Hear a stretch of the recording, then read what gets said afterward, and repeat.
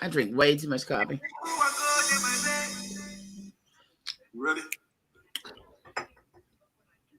All right, let's get ready for one to mind that I'm a young soul. If you don't feel it in the air, you need to come close. I think that we're gonna have a good show today. I put in the descriptions where we left off yesterday. It's good morning, everyone coming in. I got smoke. We are going to have a great show today. We're going to bring on Miss Janae Tate, the creator of High-Low News, as well as a journalist here locally, right here in Miami. We have also some really, really important information on Father's Day that we're going to talk about. And some other really amazing topics this morning. So we want to thank everybody who shared the live yesterday. If you guys can definitely share it again, we are going to get this show off the ground. You are listening to a local artist by the name of Major 9. And the name of the song is Ready for War. It's an incredible song. And we're going to definitely start out our lives with some really great music and let you guys know where you can find it and how you can support local artists. This young man is a University of Miami graduate, and we really enjoy his music. So definitely support him. Major 9 with Fresh Squeeze Morning Show this morning.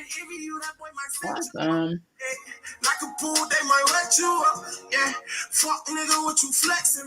Okay.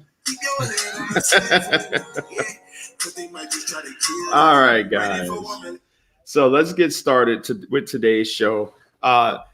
We started with yesterday, Jill. You want to give your salutations, and then we'll get started with today's show. Good morning, South Florida. I am Jill Tracy.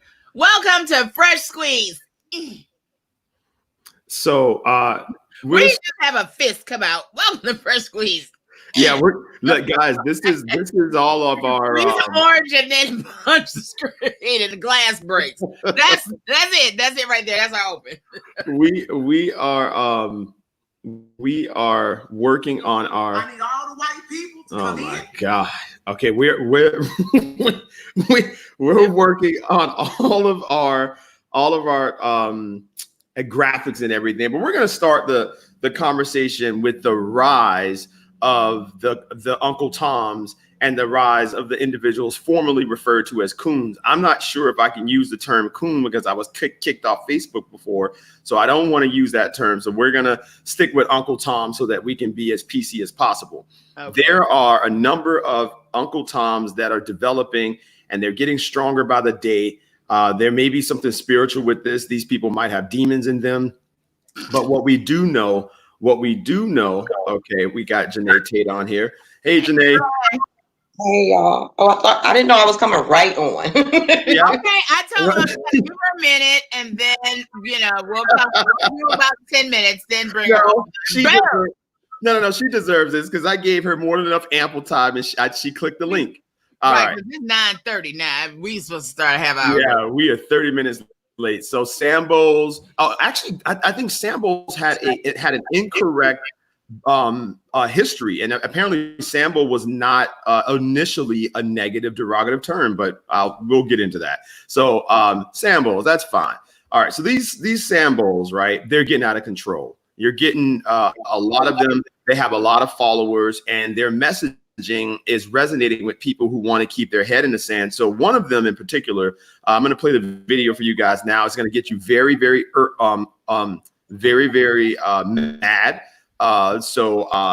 Just don't get as mad as. Just don't play the whole thing. We don't need to hear that whole damn thing. Yeah, but then everything is leading up to our conversation today. So let's get into this. It's so stressful. I mean, that's the only word I can use for it. It's very, very stressful. All right, let's get into that. And this person has over 1 million followers. So even though you get mad, this guy's being watched. This dude has 1 million followers. Well, listen to him. That's why. Black and my white folks, we need to talk. Oh my God, his fucking all voice. My black and white people, I need you to tune in right now. We need to talk, okay? Fast forward him a little bit. To talk about this slavery issue, okay?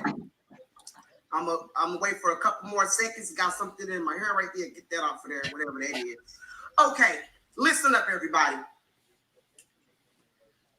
I am sick and tired of people bringing up slavery. This guy's fucking hairline. 400-something years ago, okay? Nobody living today owned a slave. And nobody living today is a slave. So I don't know what all this talk about is we were slaves, because Terrence K. Williams has never been a slave. That fucking chuckle. To me, we were slaves. First of all, I am in my 20s. I am not 400 years old. I was never a slave, and I never will be a slave. Okay? So people need to stop all of this foolishness. I don't know why we keep bringing up slavery. That was a long time ago. Okay? If you was born, I said this before. If you was born in the 90s, the 60s, the 70s, the 80s, you were not a slave. Slavery has been over for a long time. And nobody living today owned a slave. And let me clear this up too. Every white person's ancestor did not own a slave. Not every white person owned a slave back then. So I don't know why y'all want white people to apologize for slavery when they never owned a slave. Okay? So let's go ahead and stop all that. But don't say we were slaves. Leave my name out of it, okay? Because Terrence is not a slave. First of all, Terrence has never picked cotton. And to be honest with you, I got on a cotton shirt and it's itching right now. I barely like cotton as it is. A fucking idiot. I was never a slave. And white people, okay, listen here. Stop apologizing for slavery. You were not a slave owner, okay? And some of y'all don't even know if your ancestors owned slaves. So don't be apologizing for slavery. Don't apologize for something you didn't do. Simple as that. And people want to say, well, Terrence, well, it's because white people need to apologize for their privilege. First of all white people don't have privilege. Okay. I know, excuse my language, okay? I'm about to say, listen, excuse my language, okay? I know some broke ass white people that are not privileged, okay? That can, and then y'all say they are slave owners. Okay, enough. I know some white people that can't even pay off their car. So how they own a slave? And how is that privilege? That's what I want to know. Black and white people have the same struggles, okay? There are black people. Oh my God. Okay, I can't. I had to stop. I was like, on that, he must be silenced. So okay, guys. Uncle Rocket. That video, right? No matter how angering it got us, that video received 4.9 million views.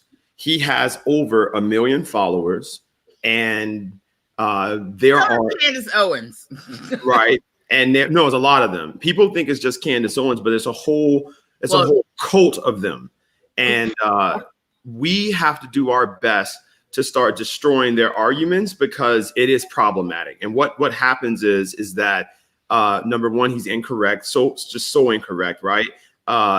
2 80-year-old grandmothers is literally when slavery ended, right? 155 years ago is when slavery ended, number one. So it wasn't 400 years ago. And then after slavery ended, it was another 100 years of legal slavery with sharecropping from 1885 to 1965. Sharecropping was a massive institution, and it was an extension of slavery. And then from 1965 to 1985, you had a huge amount of segregation, civil rights issues that resulted in our current reality. So the fact that this person is skewing reality every single day, they come out with these videos, we're going to respond to them. We're going to destroy all of the lies and the myths that they're creating in them.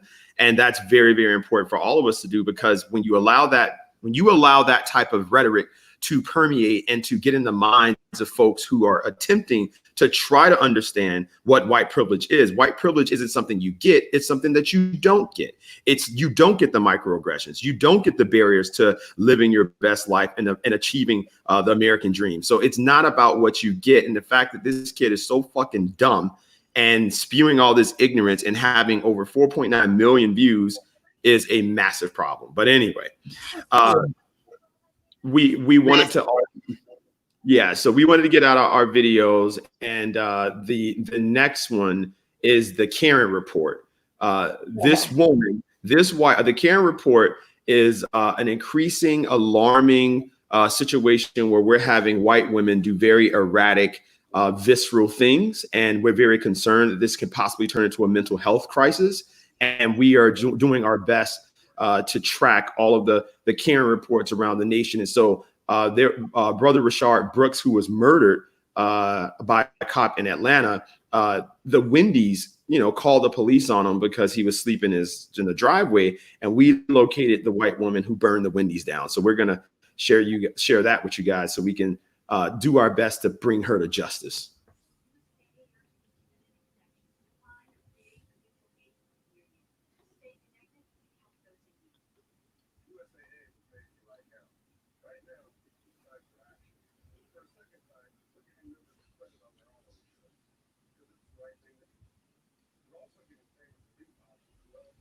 People were trapped inside of an RV.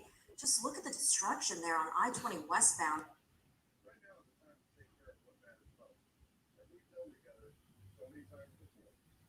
She knew good and well that someone black was going to be blamed for burning his Wendy's down.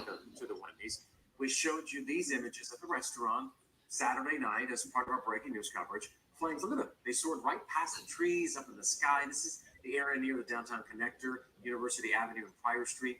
Channel 2 investigative reporter Justin Gray is going to pick this up now. He obtained new video of one of the women police are actually looking for now on this Monday. Justin, you're live in Southwest Atlanta, and you also have found out of a number of Atlanta police quitting on the job. Yeah, I talked to the head of the Atlanta Police Foundation about the person and the search for them who set this arson. You can see demonstrators starting to gather here again. But the head of the Atlanta Police Foundation telling me there's also a huge issue of police officer morale here. He says that 19 officers resigned over the weekend here. We've obtained this new video shot by a Channel 2 viewer showing a better, clearer view of one of the women Atlanta police are searching for allegedly setting fire to this Wendy's. Here you can see later as she walks away from the building. Police previously released these photos of this woman dressed in black, holding an aerosol can, her face covered. Atlanta Police Foundation President Dave Wilkinson was a career Secret Service agent. He tells me these women clearly stand out from the crowd of predominantly peaceful protesters. Yeah, there's no question about that. And when you see that video of the suspects in Crime Stoppers, they certainly look different. They certainly look dressed differently. For weeks, law enforcement have told us they suspect it's a small number of people, possibly associated with outside groups fueling the violence. This is what GBI Director Vic Reynolds told us earlier this month. Anecdotally, we're confident that there are groups present here that we expected to be here. The Police Foundation and Crime Stoppers are offering a $10,000 reward for info on these women and any others who may be linked to the arson. We're talking about the individuals that are literally throwing Molotov cocktails, right? The folks that are setting businesses on fire. It appears that their intention for being there is to destroy property and wreak havoc and create violence. And back here live, we've also been digging into the service histories of the two officers involved in the shooting today. We learned that both men, just in the past couple months, had gone through both de-escalation and use of... Right, because that's not a word. Disciplinary records. We learned that Garrett Rolfe, back in 2017, had... This guy's fucking terrible.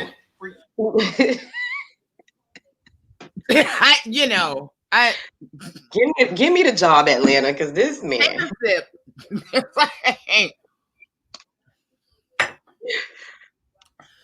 There are too many things happening. Okay, I see Janae got one of them lights like May Rain too. Okay, what is? Oh no, this is the sunshine. I didn't even cut on the light. Oh, you're facing a window. That's smart. Yeah, I'm like Dim it in the window right Because now. the light is everything. I gotta get the light together in this room. Because May Rain was glowing like sunshine yesterday. Yeah, she has a ring light. I Okay. know. I feel like I gotta be like all up in here to get some light. All right. So I love the StreamYard. I just clicked off the screen by mistake and we were able to come. Well, it was time. After what was that word he just made up? Wasn't that crazy? But I know. So, we're in a whole new space and time, y'all. Frustration. Wait, can I curse on here? Y'all know I curse. So. Oh no! You heard him just say "fuck." I mean, yeah, no, curse words don't exist. Listen, right? The three of us on here now. You know some shit. Now, Janae, I want you to introduce yourself, Janae, so folks know who you are. Oh, hi everyone. My name is Janae Tate. I am the founder and editor of High-Low News. That is South Florida's only blog dedicated to urban millennials. I have been a reporter and worked in media in the South Florida market for the past 10 years. And I love these two people. So I'm so happy to be on here with y'all. We love you too, Janae. So the thing, one of the things is, guys, is that we're looking at the protests that are happening all around, right? And I want folks to understand the seriousness behind what these white women are doing when they set things on fire, what the white folks who are attempting to derail this initiative, right, is doing. Like, what is the harm in that? A lot of people feel great, right, that they want things to burn, right? Is there some part, and I'm going to be honest, there's some part of me that gets like, I just want it to burn. Like, I know that sounds terrible, but like, as long as no one's hurt, that Wendy's burning down to some extent made people feel some form of justice, in the sense that the employees of the Wendy's, with the knowledge that Black men are being hunted down by the cops in that manner, could have easily knocked on the window and asked the guy to move his car, right? That's something that any Black employee, honestly, we would have just done. Hey, buddy, get your car out of the way. Hey, knock on the window. You got to move. And that's it. Like, why are you calling the police? I mean, but anyway, so I think that to some extent, people were pleased to see something go up in flames. And it doesn't have to necessarily be the Wendy's, but it just gives you some sort of like justice, like mob justice, But what's happening is that when these women are doing this, what will happen is an escalation of violence on our people at the protest will ensue. The rhetoric that the president is using, all of those things will start to culminate to create a very, very difficult time for protesters who are attempting to solve problems. So I want to get your thoughts on that. On all of us. I think it's going to be a very difficult time for anybody who's in this brown skin. It is, it started when the first couple of days of the protest, when in Los Angeles, they identified a lot of people that were breaking into Gucci, all of the high-end stores on Melrose. They were able to get shots of people's hands and things like that, and back of necks, where they could tell that there were white people that were out there, robbing and pillaging to make it look like it was us. Now, that should not come as any surprise to any of us, considering the lineage and our history in this country. I mean, when you think about just how irrational all of this is, right? From the time that white people came across the world to get people to come over here to do work for free. Mm-hmm. And at no time from that time to now, at no time have they been able to fully acknowledge that we built America, period, for free. Now, start there. And now, what was it yesterday? Did you see it? I meant to bring it up. I'll find it while we're talking. The gap between Black and white wealth has widened. We used to be at 21%. Now we are down at 11%. 11. So that's like almost 80 different white people making on average 80% more than us in America. It's decreasing. Okay. So none of that in my mind is relevant that that little boy had to say, or anyone else who continues to deny and defend a people who will go so far out of their way to abuse others still to this day. I don't know how many of us, I wish, raise your hand if you are in the comments of anyone who knows, first of all, that you are on a job making less than your white counterparts, that you have been passed over for situations where you know you were competent, but it was taken by a less competent, maybe an intern, white counterpart. So you have everyday models that show you what really exists. The thing I would like to get to in this country is a why. Like, after all of this, why are you still insistent, white people as a group, on demeaning and involving yourself in the lives of Black people who just want to live? That's where I'm at. I mean, Janae? I totally agree with you, Jill. In regards to the looters, I hate to say this. I don't have a problem with it.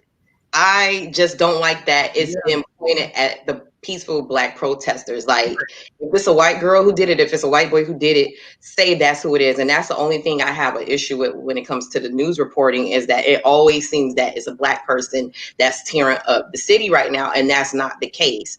And so I just feel like those reporters have a job to do, and they need to do their research before they start saying who's doing what.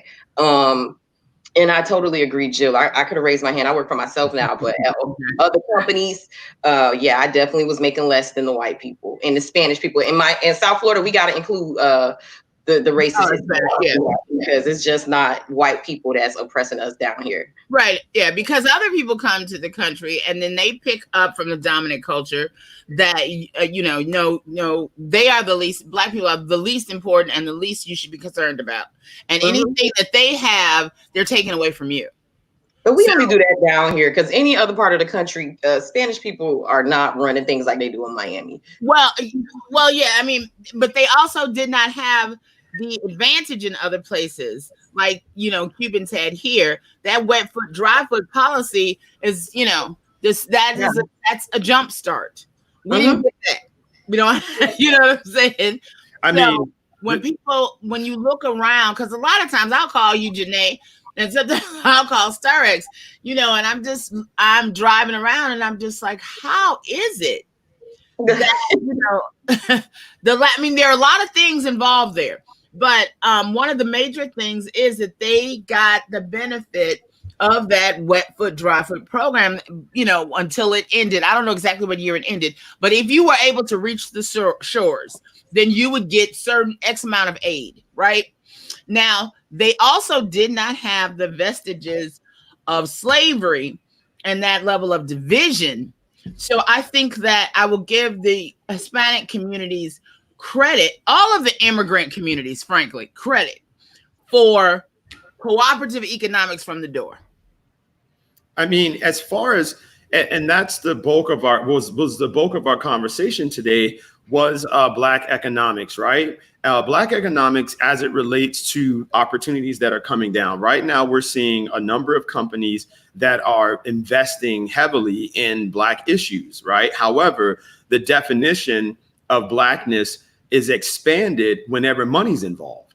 And that's something that I was trying to get to yesterday, right? Like, you want to now expand Blackness to every minority group, and every minority group now starts reaping the benefits that had really no stock or stake in the game and didn't have to go through the suffering that we have gone through. And I think that what happens, to answer your first question, Jill, is that Black suffering falls on deaf ears because we are not considered humans to them. Right. And so when you say, why won't you leave us alone? That's like asking, why won't you leave your dog alone? Right. Why won't you stop petting that dog? Why won't you stop seeing because we were never seen as humans. And so the lack of humanity that they see us, right, they now literally will treat you the way that you treat a pet, and they don't I want. treat my pets better. Well, no, Exactly.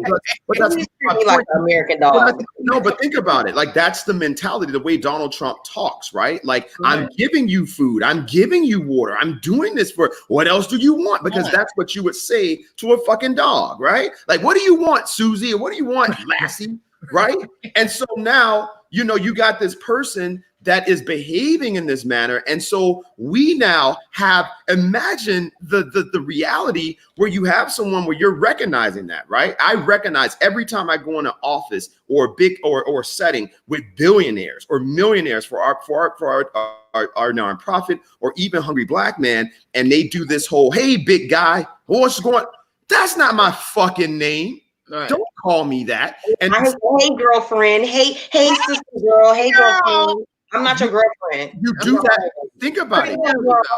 You do that to a fucking dog. You call a dog whatever the nickname is, whatever it is, hey, cha-cha or whatever, because you're giving this, you're demeaning, right? You're taking away the humanity from that person. I wish my dog just looked up like, what the hell? Why did I get in this conversation? But it's so now you deal with that. So now when you say, okay, we're gonna actually deal with this psychological racism that's been passed down that even liberals are guilty of, right? That they don't realize that they do. And so my thing is that the liberal race, you have one type of racism that's just straight hate, where you're just like, I fucking hate you. I don't even know why I hate you. I just fucking hate you. Then you got the other one that we got to help these poor sons of bitches. My God, look at how terrible they are. Look at how overweight and sick they are. Look at how poor they are. Their schools are terrible. They don't know what to do. We have to come in and save them. We have to come in and help them. So we're going to stay alive. You be fat too. But that's exactly right. So we're gonna know, but that's what every meeting I've been in that's been on health initiatives, I gotta sit there and listen to skinny white women demean and talk about fat black people. I gotta go and like listen to a doctor, like this fucking doctor said, oh, black people are getting COVID because they don't know how to wash their hands. You know, invented. Listen. But this is we are some of the cleanest people. Lotion and smells. Africans actually value the removal of hair because we understood that it made you stink. But I'm not gonna get into that because I'll start. But bottom line to answer that question, Jill, is that right? How do white people truly come to terms with the fact that we have been dehumanized so long that it is a deep-seated sense of superiority? And we have to be aware of this because even the days of the week are named after European gods. I mean, everything is white. Wednesday was a god, you know, the names of everything was based. They'll take the calendar that was overwhelmingly Egyptian, overwhelmingly Mayan, and then they hijacked it. And so now the days of the week are European gods. Every holiday is rooted in European, ancient European culture, right? You know what I'm saying? Like Easter is a European god. It's not even Juneteenth. You know, the explanation for why Trump was going to do that march and that whatever he was going to do in Tulsa, and the reason given that he didn't know what Juneteenth was because no one knew. It was not on anybody's radar, and that's because there's only one black person in his cabinet. But you know what? As you were talking, Star X, I thought about that, and I think you just really hit on something that I never really thought about. But in fact, if you think about it, right, white people really do kind of treat us like pets. Mm-hmm. You think about a lot of your interactions with white people, especially those that don't know you, who haven't taken the time to get to know you. That early interaction, and unless they have black friends that they really care about, right? A lot of that initial interaction is really kind of sweetie baby honey. Oh, that's so lovely. Like you would a pet or a child. Yeah. think about, I just offer you, and maybe we can bring that up again next week or the week after, but I offer everybody to kind of think about your interactions, really tune in to your interactions with white people.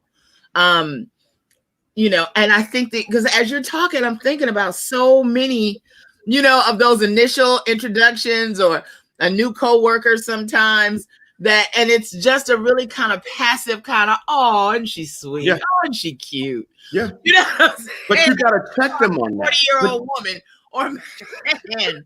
Wow, that's deep when you think that. No, you got and you know, so I start peeping that. I peeped that when I grew up with all white Hispanics as friends and white people, white Hispanics and white people. And so when I was a kid, you know, my dad was a very interesting person. And so one of the things that he would always say was that you never let someone call you outside of your name. And so I would go to my friends' homes and I would spend the night over there. And it was so crazy because their grandmothers would, in Spanish, because I can understand Spanish, but I can't respond back in Spanish. I don't know why, but I took it for so many years. Anyway, they would call me Morenito. They would call me all of these names. And I would be like, stop calling me black boy. Stop calling me. And it was all, no, but in Spanish, that was what they do. So if you're skinny, they'll call you flaca. If you're fat, they'll call you gordo. They'll give you a name that's like a nickname, and that's kind of, especially in Cuban culture. But for black people and black Americans, we don't play that shit. And so that I don't even like black people using the N-word. I just don't, because it's nothing endearing about that fucking word. And the fact that you are accepting something that has been so visceral and evil, and Ice Cube, when he was like, oh, like it's our word now. Like, no, it's never been our word. Stop using it and have respect for yourself. Like, anyway. So like I'm being called this bullshit. And like as a 14-year-old kid, I went to her and I was like, my name is Starix. And she's telling them in Spanish, like, what's his literally, what's his problem?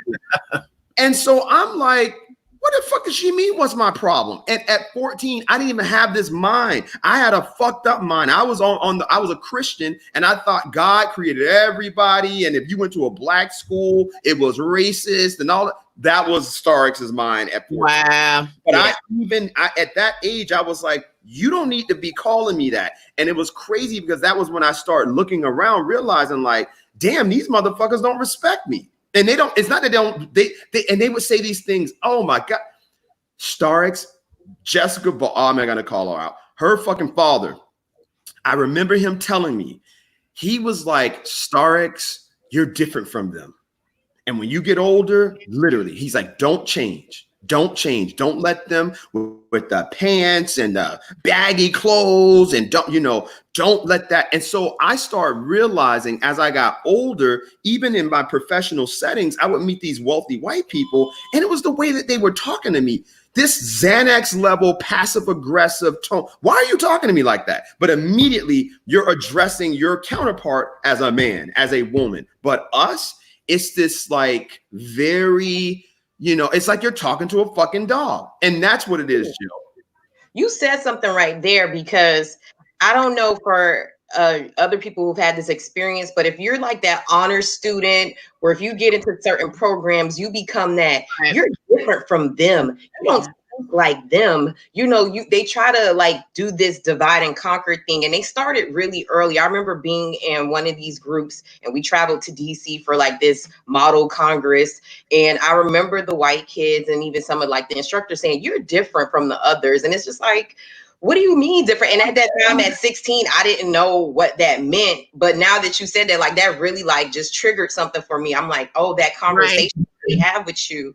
And it even continued into college. Like people would say, oh, you don't speak like them, or you speak a little bit better than them. And it's like, what are you trying to say? And what's talking black, and what's wrong if I do speak that way? And what are you trying to, what type of division are you trying to create?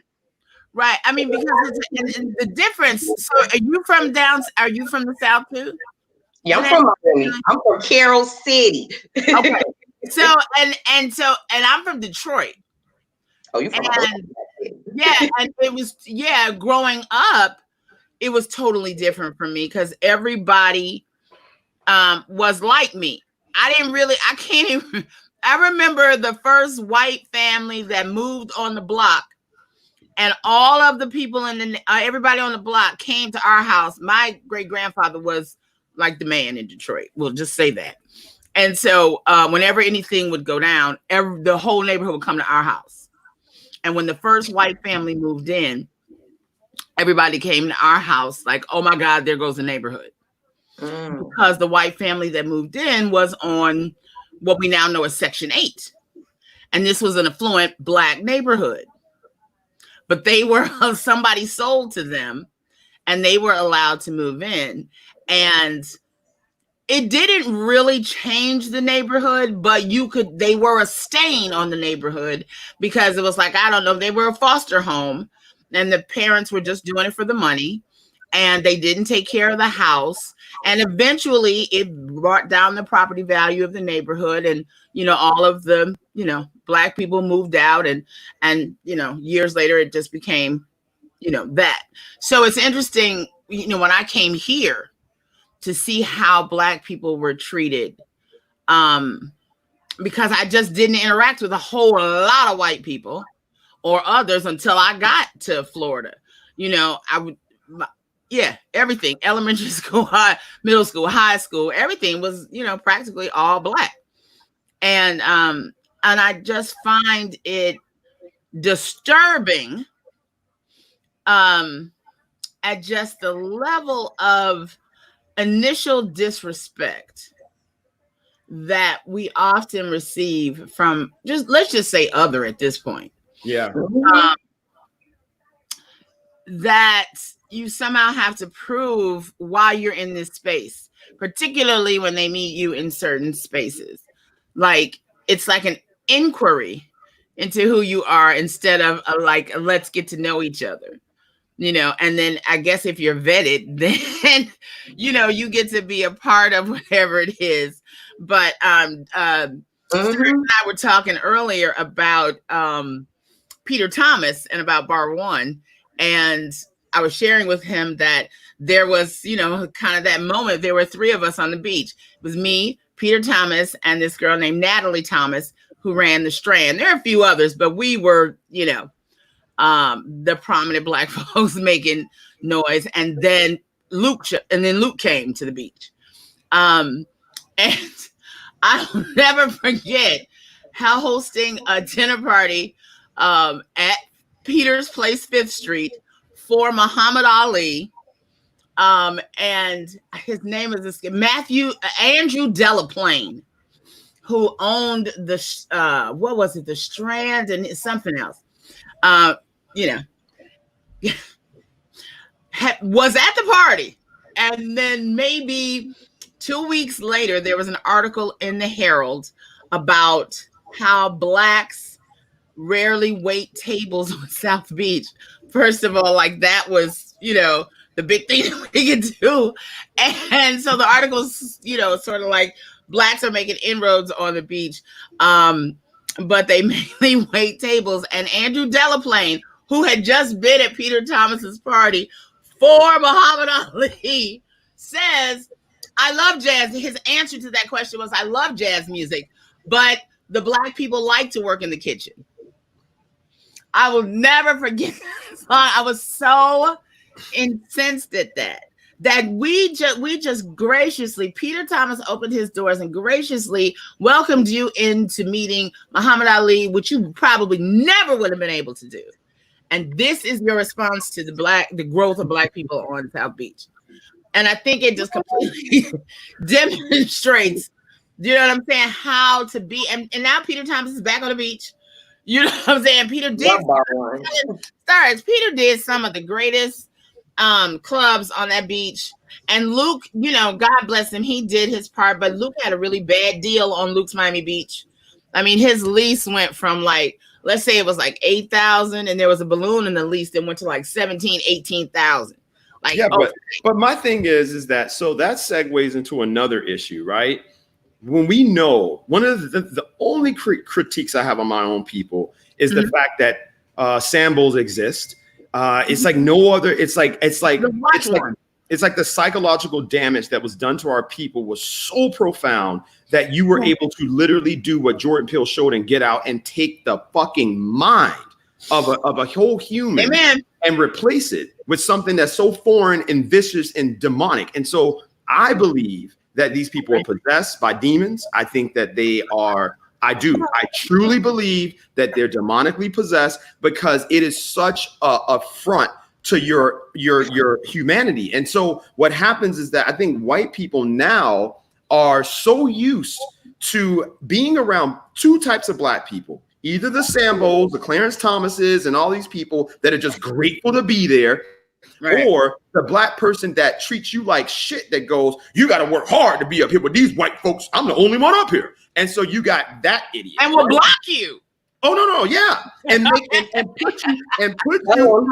put you through a play, which is the majority of the black politicians here, that will put you through a pledging process just to bring them a fucking glass of fucking water. And so you walk around in your fucking suit, goddamn dashikis, and then you sit there, and then you go and you're like, no, white people, remember, white people, when they fucking complain, they are patriots. When black people complain, we're victims. And that is a massive problem, because when you have the Boston Tea Party and they're creating, people don't know how violent the Boston Tea Party was. People were dying, and they paint this fucking picture of people just gently dumping tea off of a boat and going, no taxation without representation. No, these people were killing people. Christmas Addicts was a black man and one of the first casualties of police violence. An unarmed black man being killed was Christmas fucking Addicts in 1770, whatever the fuck. So now you fast forward all the way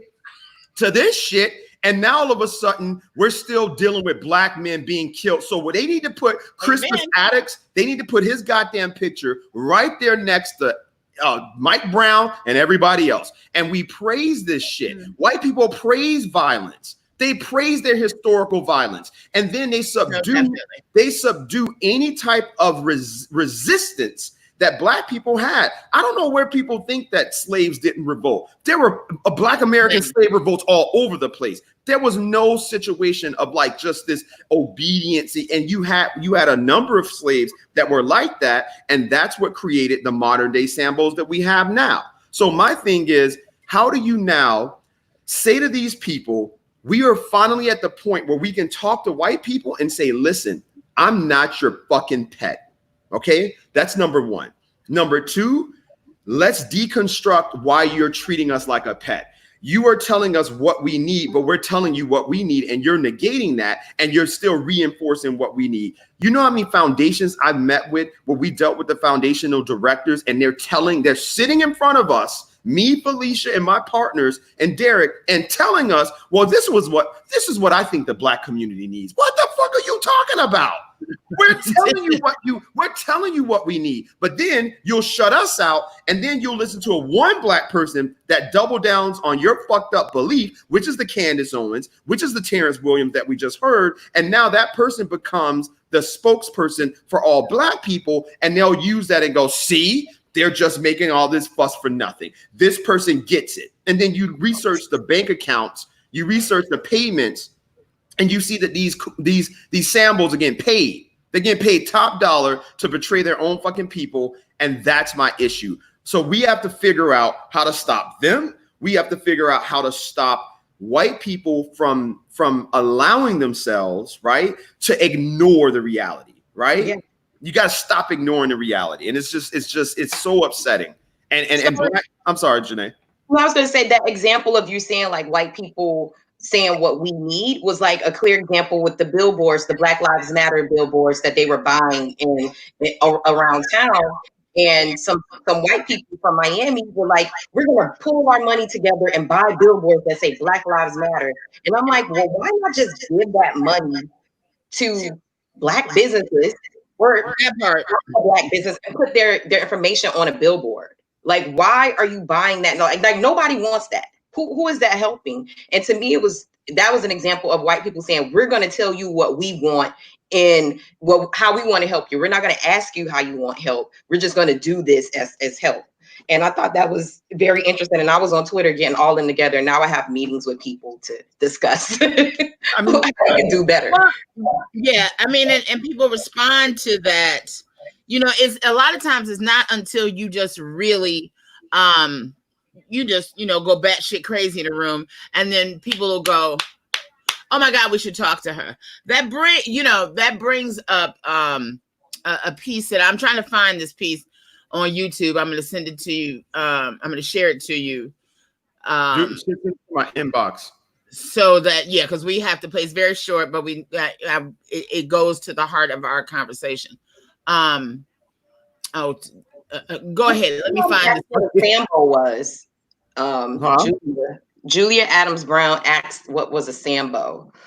Okay, so a Sambo is someone, it's a racial slur, and initially it was a person of mixed race heritage, mixed race blood, but the definition was expanded to include, because many a times the Sambos were of mixed race, and they would try their best to tap into white privilege and the white privileges that folks had back then, and they would betray their own people. So many times they would be the ones who would inform the slave owners of potential exodus of slaves. They would inform the slave owner of all the ongoings of the slaves that would then result in the darker slaves being punished. And so that's the history, and it just modified over time as a person that definitely just betrays their own people and tap dances and entertains someone who doesn't look like them. I think that what Janae touched on about there's this system where when you are Black and talented with your mind, when your talent is the creativity or the innovation of it or the ingenuity of the human mind, it is very difficult to be Black and have that talent, because of our psychological damage, your own people will many times shut you out as well, right? Then when you go on the white side, they treat you like a anomaly. So they treat you like, oh my God, like this person is so different from all of these other people. And then they'll even slip sometimes because they'll forget that you're Black. And I've been told that. In my, how the fuck did you, what? Stars, you're not really Black. These are white people telling me this. Stars, you're not really black. Like you're Black, but you're not black. And I'm like, what the fuck are you saying? And instead of me getting upset or mad, I start realizing that that's their truth, right? And if I keep rejecting their truth with my anger, then we can't have a conversation about how fucking dumb you are and how ignorant you are, right? But I'm sorry. No, go ahead. No, you're fine. But doesn't that speak to what we're dealing with the brother who was just killed in Atlanta in the first 30 minutes of that conversation, when he said, listen, just let me walk home to my sister's house or whatever, I parked the car or whatever, and he ended up dead. You see what I'm saying? Because we are often not allowed that humanity, right? Because even when he took, I'm thinking about, because when the wife was on and saying that, her daughter would not, the daughter's birthday was the next day, and he was supposed to pick her up and take her swimming and take her skating or whatever. And I'm thinking that he was probably standing there thinking that I'm not saying it's right that he ran, but I'm saying he was probably thinking, shit, I cannot be in jail tomorrow. I miss my child, shit. Just, you know what I'm saying? He asked twice, could I just walk? My sister live right over here. Let me just walk to her house. You know what I'm saying? And when the cops just kept persisting, it's like all of this, all that we're talking about is building up. You know what I'm saying? He's standing there thinking, fuck, I'm getting the fuck out of here. I'll figure this shit out later, but I'm getting out of here. And he probably knew that the taser is not considered a deadly weapon. You know what I'm saying? Because all that time, was it 35 minutes he was having a conversation with them, and it seemed kind of cordial.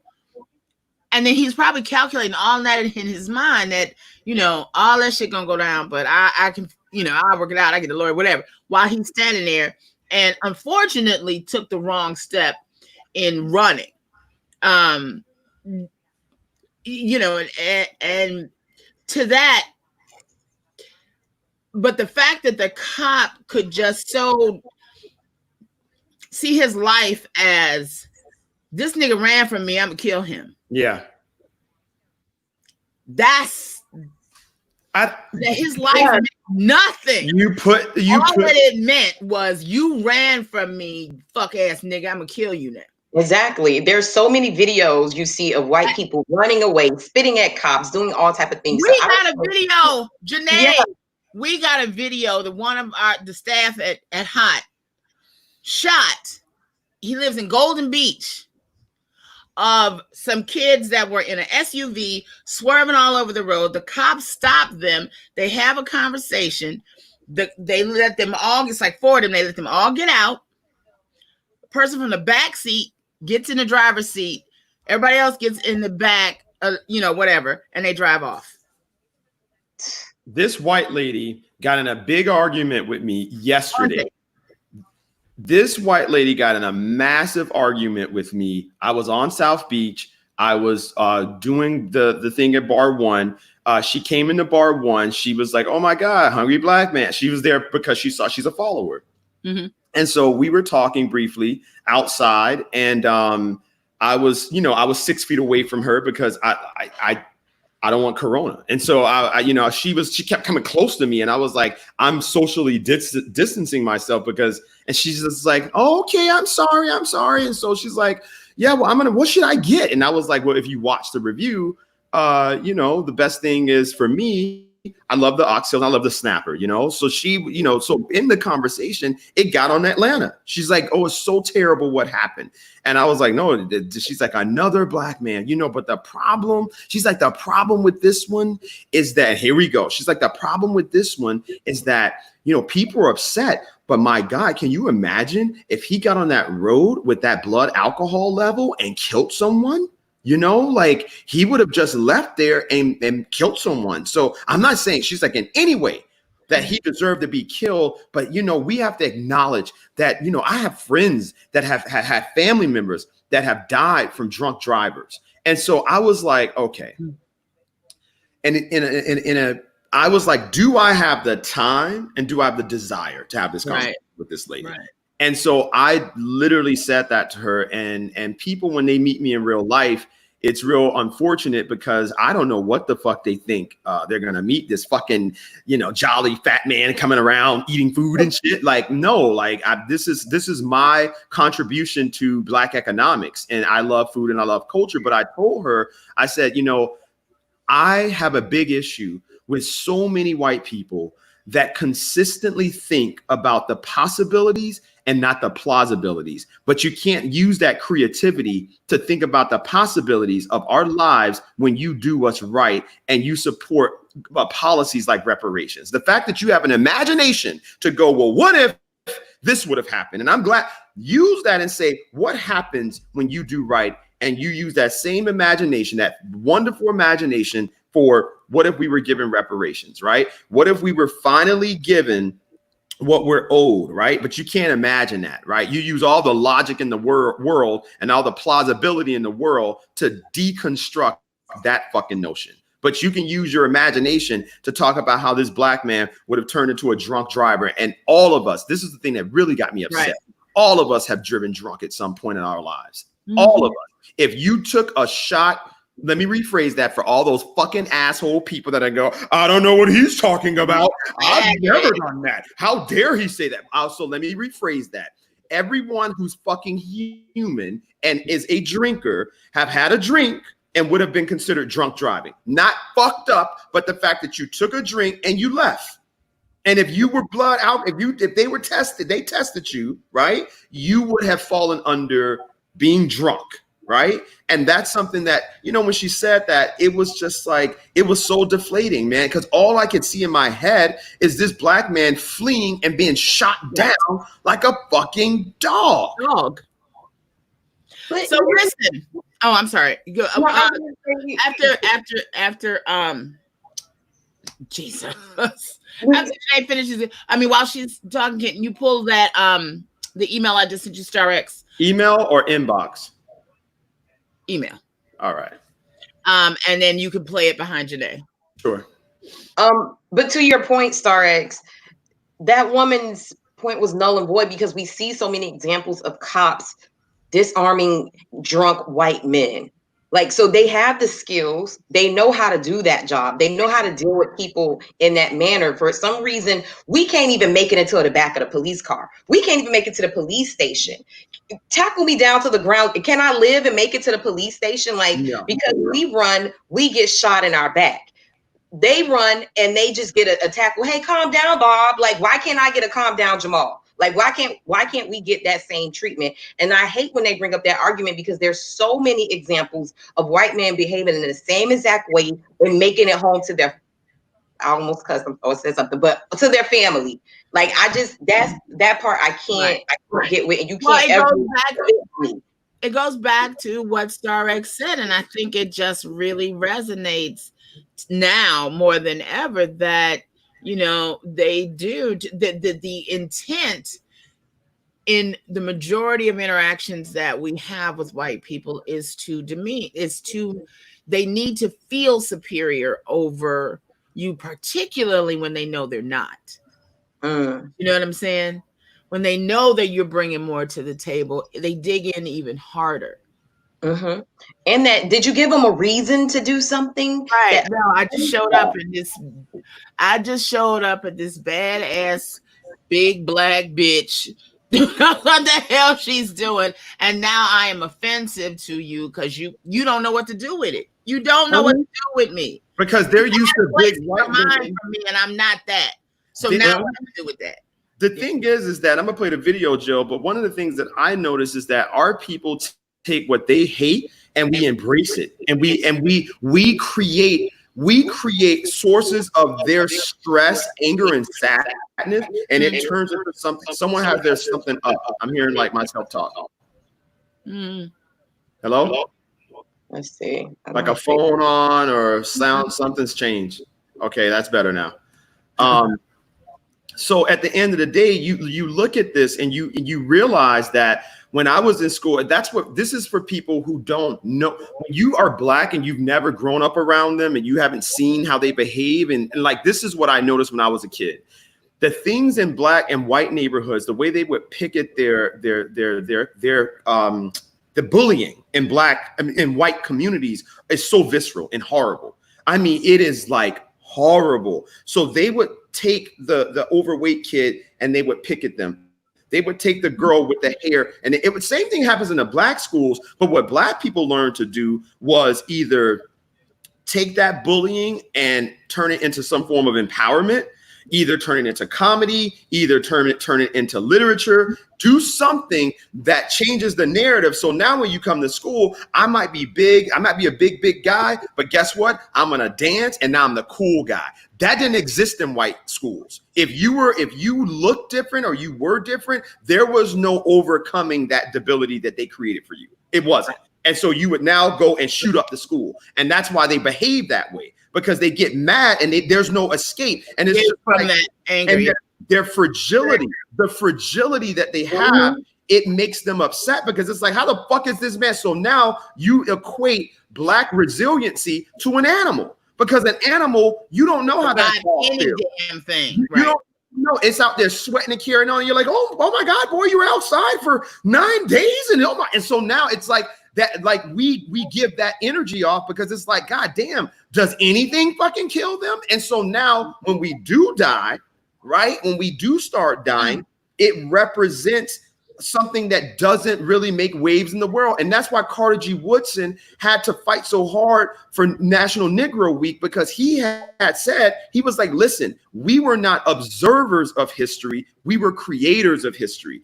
And he had to hammer that in, because the idea was that through the eons of history, that black folks sat there like innocent children and watched all the innovation. And we were just along for the ride.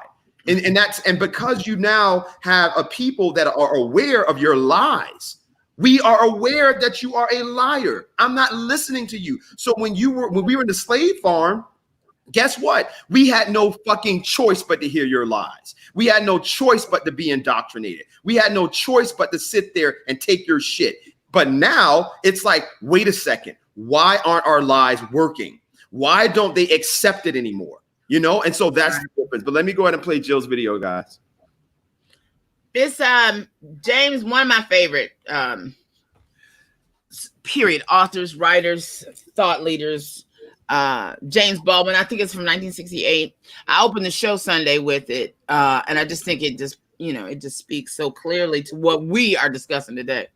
You think you got it? Yeah, there it is. Or in the streets has to do with the lives they're forced to lead in this country.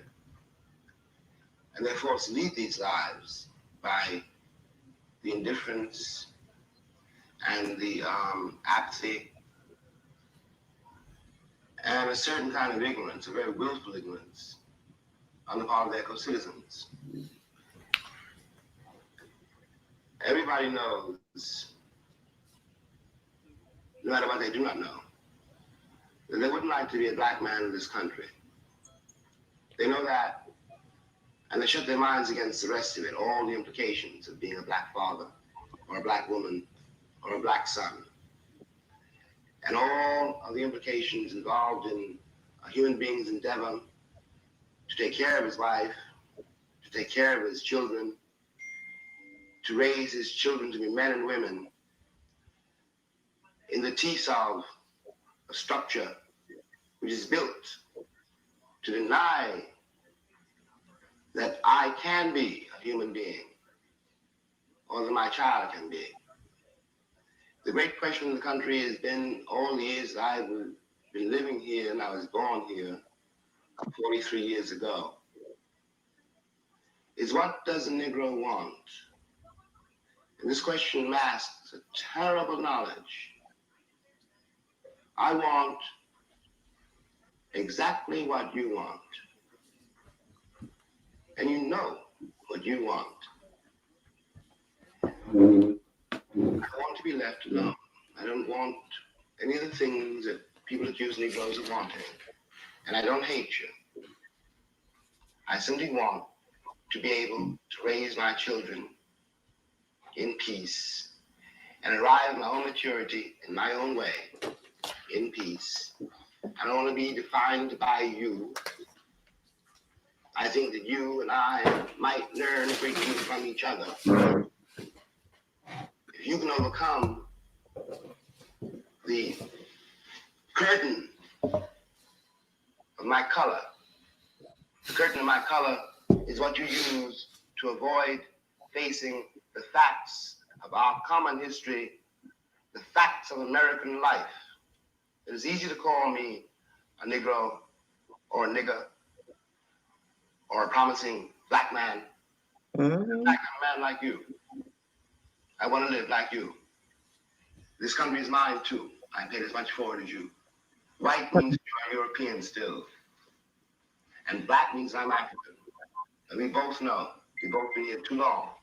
You can't go back to Ireland or Poland or England, and I can't go back to Africa. And we will live here together, or we'll die here together. And it's not I am telling you. Time is telling you. You will listen or you will perish. That was prophetic. Yes, it was. I love Baldwin. That word, baby, that's a word. And that's it. I mean, and it's still as true at this very moment as it was in 1968, probably even more so. There's so much Baldwin, but that's one of those that just really, and especially the time that we're in right now, just really encapsulates what we're dealing with, and just the sheer stress of that. It's like I'm not asking for anything, and I've almost taken it on my back that I got to work twice as hard as you to get half as much. You know what I'm saying? But and even at that, you still. And what is it that you get from that? What joy is it that you, and how much money can you wrap yourself in to be okay with how you treat other human beings? I mean, that's kind of where we are. It's just like, what do we do now? And a lot of times we want to think that we can black people just get together and we don't worry about them. We can't. We just can't, and the stress and the heartache of us having to come up with the solution so people will stop oppressing us. It's just, it's just too much.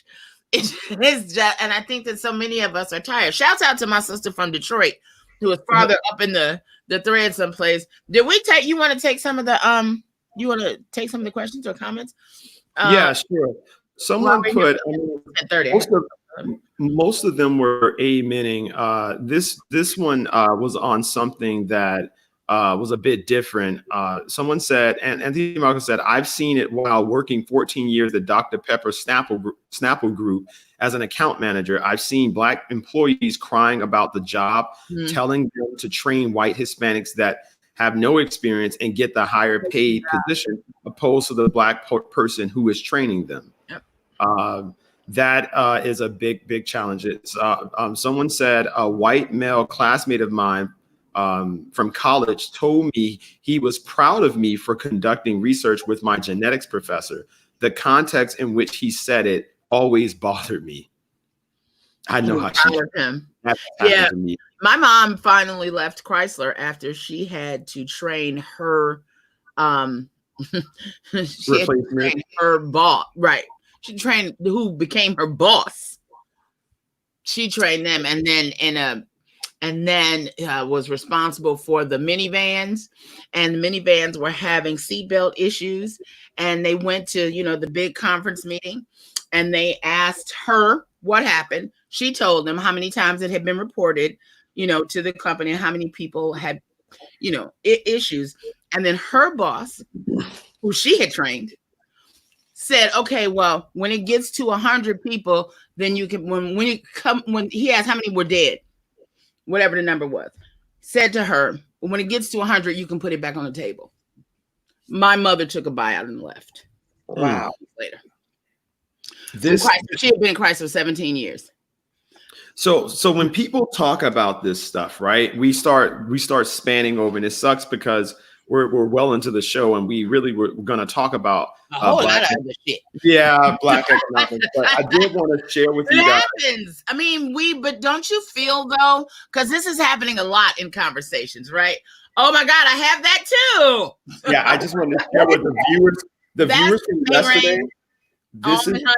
This is May Range products. We wanted to show you guys what I have from May Range. I bought a whole.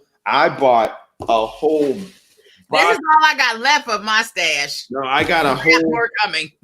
I bought a whole box of them because yeah, it's art is really good. Which one is that? A mint?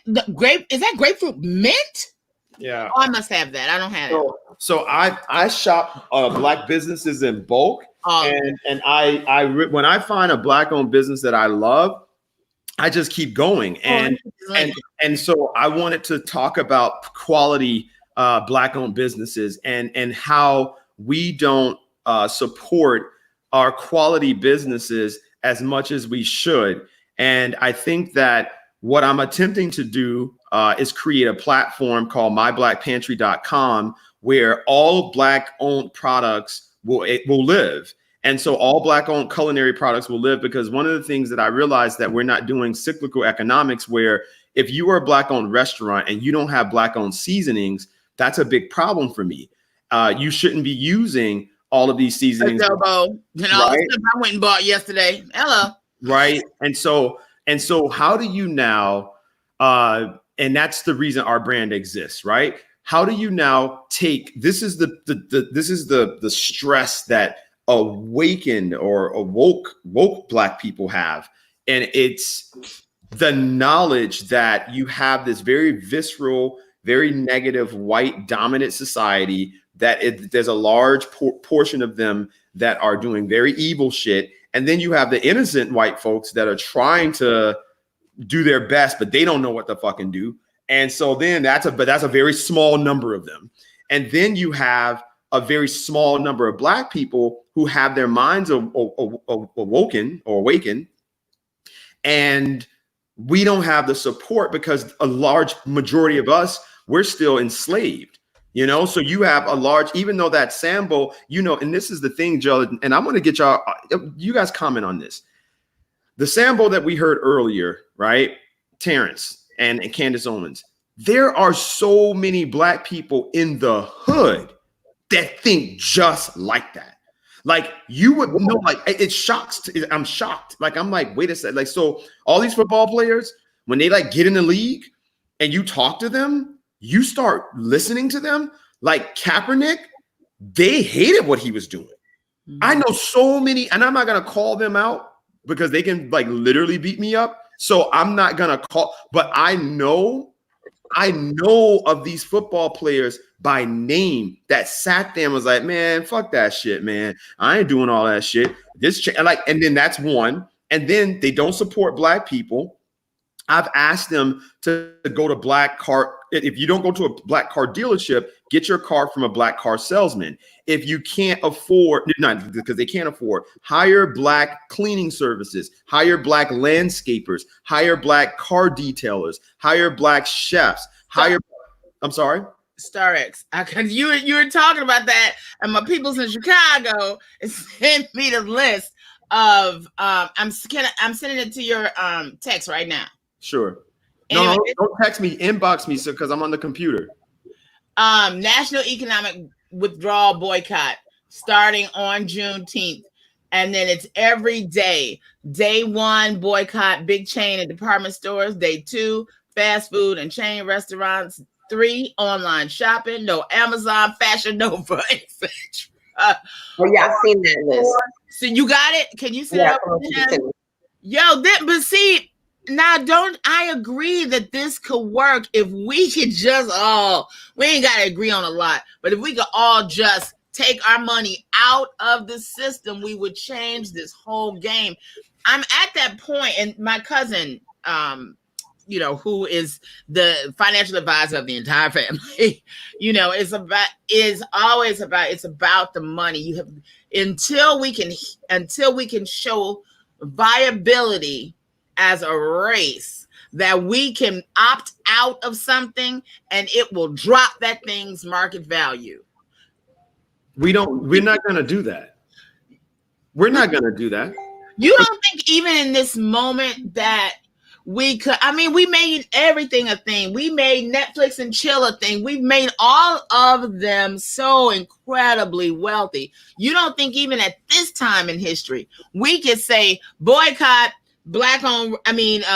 fast food restaurants? No, because everything that white people have monetized off of black existence is done because of black people's complete unconscious behavior. So the things that we do is unconscious, but they're watching everything that we do. There's no one doing that for us, right? If I sit around and watch you every single day and watch how you move and what you do and what you say, it'll become very easy for me to monetize what you do and say because I have an empirical view of you. I'm looking at you to do that purpose, right? Black people, we do and say things because it's just in our heart. That's why we'll never win a battle against them. That's not who we are. We don't think like that. They literally think preemptively to do things to a group of people or use a group of people for their benefit or for monetary gain. We literally give our gifts to the world because we don't know how to change our hearts to be that way. And when we learn to do that, you turn into someone that you don't recognize. I want to be right. And so how do you suggest, right, that staying within all of the things that make us great as a people, that we do make the move to the next level of this life? We don't. This is a full stop moment. Well, right? There's a group right now that's in Miami that's called Divest, the Quiet Riot 2020, and they're actually picking up from what the leaders were doing after the McDuffie riots. So that's the Roots Black House, Isaiah Thomas and Danny Agnew, and I know James Mungin they're part of a group. They're starting something called Divest. Every Thursday, they're encouraging people in Dade County to, if you can stay home, stay home. They're saying to buy with Black businesses, and they're trying to do this for as long as possible to start a movement. So we have people locally working on things, and then we have the national as well. And I sent StarX 2 pictures of from different groups that I've gotten information about, like boycotting and divesting. So I just wanted to share that people are trying to do that. I think the issue is so separated, it's so segregated. Like Divest 2020 probably is not working with the group who's doing that Juneteenth boycott. And I think that's the problem, because Even with Blackout Tuesday, nobody knew who started it. Nobody knew the rules. Nobody knew. And I think that's the issue that we're having with the next step after protesting. Like, who's leading this, and what is the charge, and what groups are we going to look to lead us on this or direct us on this? Right. We gotta have there's got to be a plan beyond this. And what is the sister? Somebody in the quote in the comments just said we did it with the Montgomery bus boycott and it worked. Oh yeah, it lasted a year, but it worked. I saw that. You know what I'm saying? It worked. And we are in a much better place to have an economic effect on this country. They clearly don't understand anything but money. Nothing else is but money, because there's always an excuse. And I'm already setting myself up not to be surprised that them cops that killed the brother at Wendy's don't go to jail. I'm already ready for that. You know what I'm saying? And so I'm ready for Atlanta to burn I feel like we are completely irresponsible if we are not looking at in as ever micro way it has to be. What's next? How do we, all of the grievances that we have, how do we get them addressed? And we know that the only thing that the oppressive, dominant culture understands and will respect is money. And force. No, they understand force. And the thing is that these weak, broke back fucking elected officials that we have here, that's the problem. No. Okay. White people come from a lineage of dominant feudal fucking kings. These kings rode into battle to fight their opponents, and a lot of them died in battle. I don't know where people get this idea that white people are these delicate, like little. No, how can a people that went around the world stealing and killing and raping and pillaging and took over the goddamn world be? That's because white people got amazing fucking PR, and so they've changed what you wanted the view of them. They want you to forget about how they fucking killed us in the streets and burned our like. So my thing is, you are dealing with a race that has done those things. Stop acting like these people doing it. Change. And so when you sit there and you're asking them for shit, the only thing that's going to liberate us is literally working on ourselves. I can't focus on what they're doing. But the problem that we have, Jill, is this. You do have, and guys, you have amazing, benevolent white people. They exist. I know one of them, Michael Simpson. I know a few. I know Michael Simpson. You know, so this is not a nailing on the cross to an entire race. It's a nailing on the cross of a philosophy of a race that has not been destroyed. And so my thing is that I feel that Black people have to understand that we aren't going to change from these lists and these little days, and that doesn't work because we're in 1960. The difference, but our mentality is different. And so Black people now are super individualistic, right? Everyone goes, we don't have leadership, but we do have leadership. Janae Tate's a leader. Danny Agnew's a leader. Valencia Guntner's a leader. Joe Tracy's a leader. And the thing is that we don't listen to each other unless we get the wealth and the same requirements that white feudal kings had to have and white royalty had to have. That's what Black people need to follow a leader now. And that's a big problem because the praising of materialism is now equated to your ability to do and transform. So now Jay-Z is considered a leader. Why? Because he's a billionaire. How? Why weren't you listening to Jay-Z in 2000?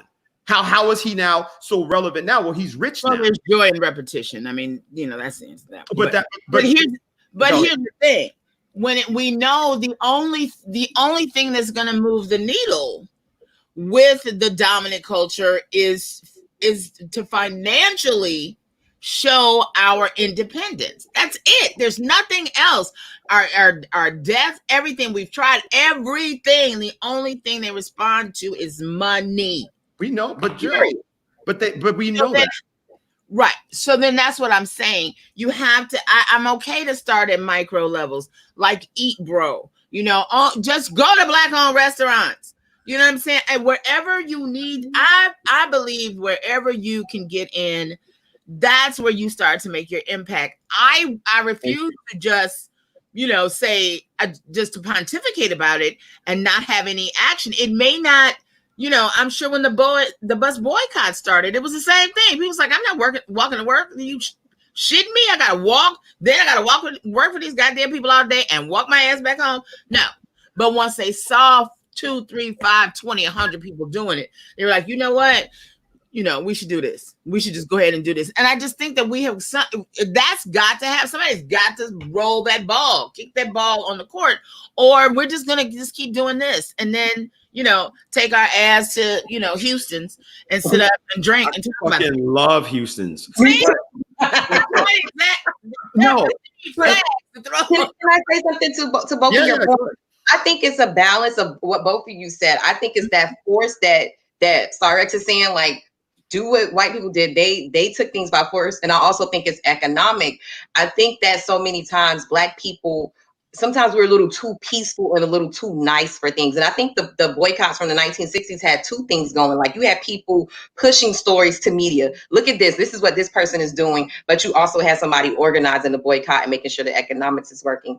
I can't even tell you how many politicians that I've spoke to who I feel like should be elected. They're running against, very bad white and Hispanic people. And I'm like, this about this person and you won't even put this out, but they just ripped you apart on 4 different blogs and all the TV stations, and you have this information, you won't even put it out. It's because, no, we want to play the peaceful game. We don't want to do that. And I'm like, but they keep getting elected and they keep getting in power, and that's how they're playing the game. So why won't you play it like they're playing it? Yeah.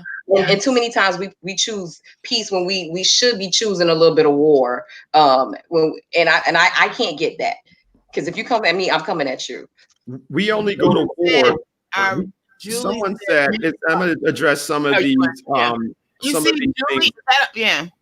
Yeah, like, we had a white woman just said. LSJ Media.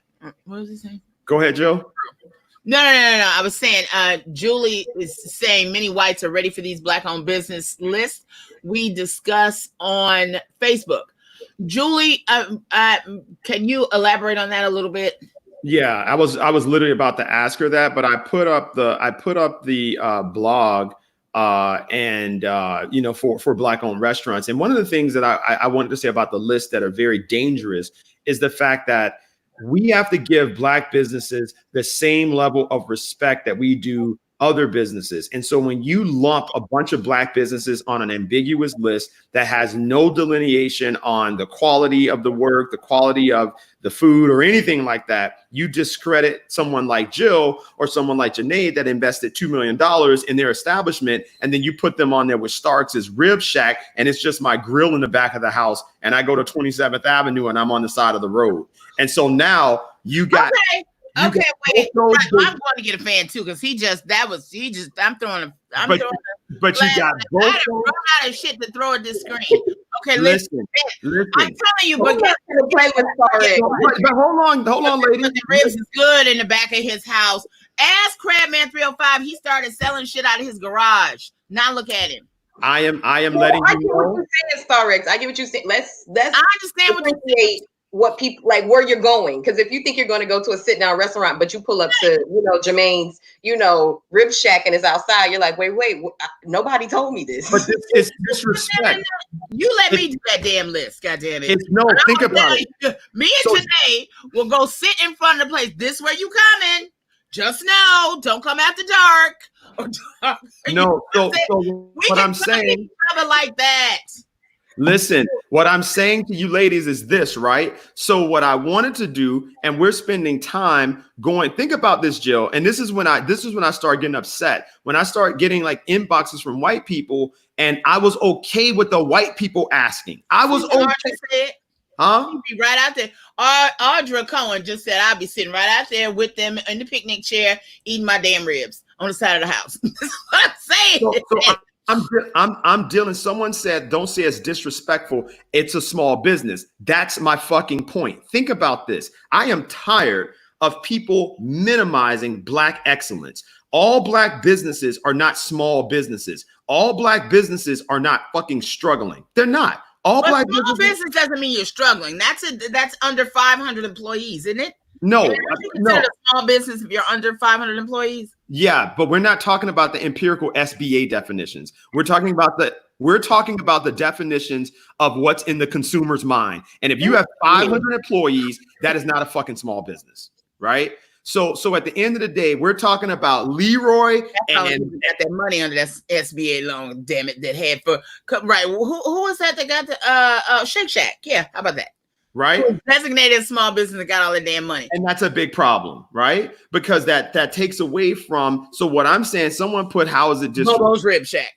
You know, someone said how is it disrespectful? So someone that deals with Black-owned businesses, right? I know there are Black-owned restaurants that deserve to be highlighted.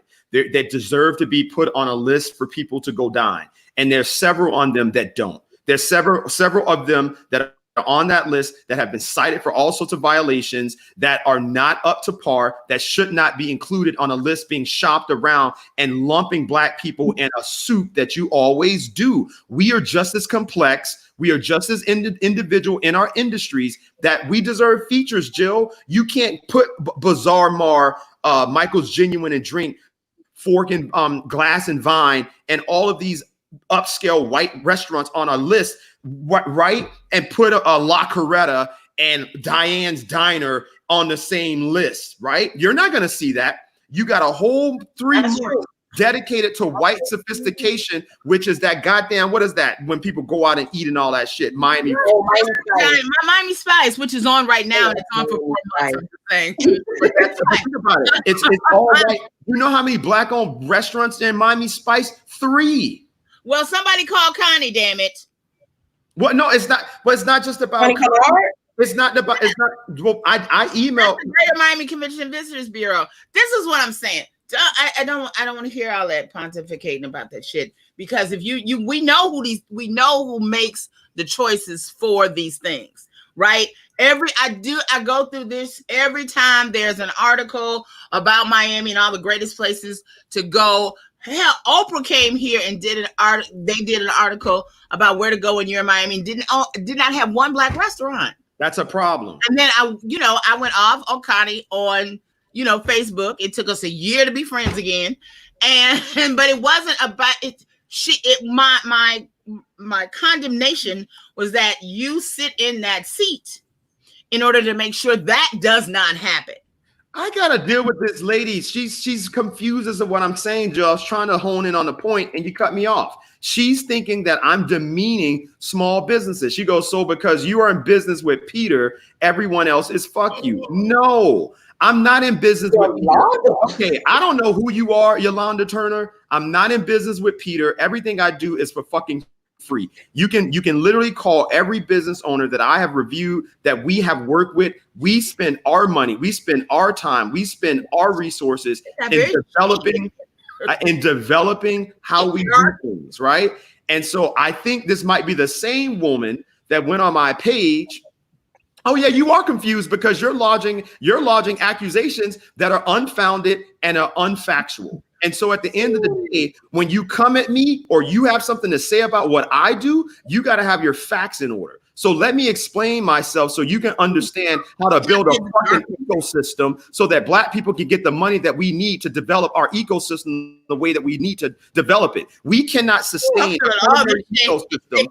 We cannot sustain a culinary ecosystem built on businesses where fucking Badia seasoning, Laurie seasoning salt is the primary goddamn seasoning. So when you now have a situation where you have a chef that went to school for 4 fucking years, right?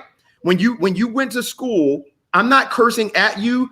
I'm not, lady, if you don't like the way that this is going, log off.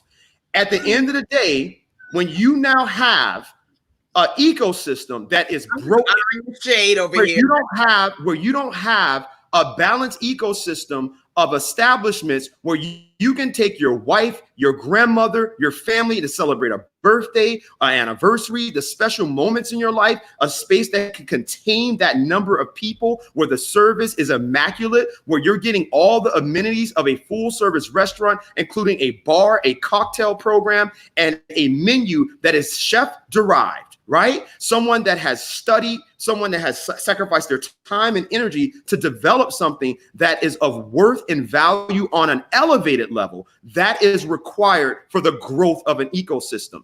There's no balance if we don't have that. So the Bar One of the world, the Dukanoo and Wynwood of the world, those tourist destinations are so important because what happens, it keeps those big functions, the money inside of our people. So now when you have a Memorial Day weekend and they have a comedy show and the after party is at Bar One, and now that money is going to a Black manager. Bar One hires Black employees. It has a Black general manager. Dukanoo has a Black general manager. They have Black executive chefs.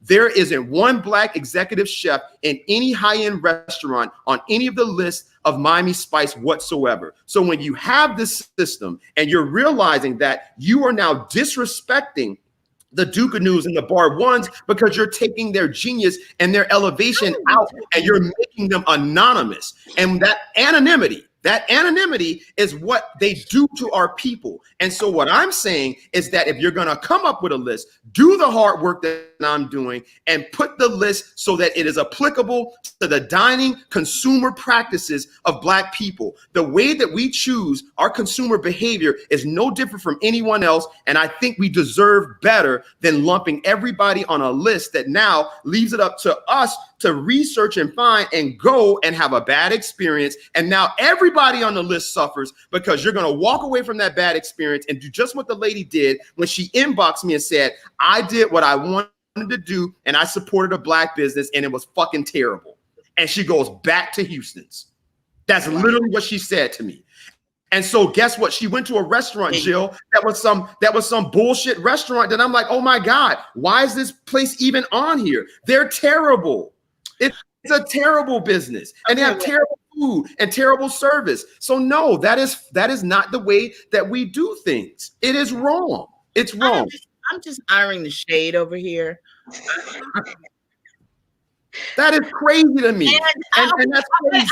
I just would like to say, and I'm going to give the floor to Janae, because it doesn't have to be. I think that there is a way to do list and to give you a designation of where you're going. I would never. I would never put bona fide ribs and Bar One on the same list and have you think that you're going to get the same thing going to each one.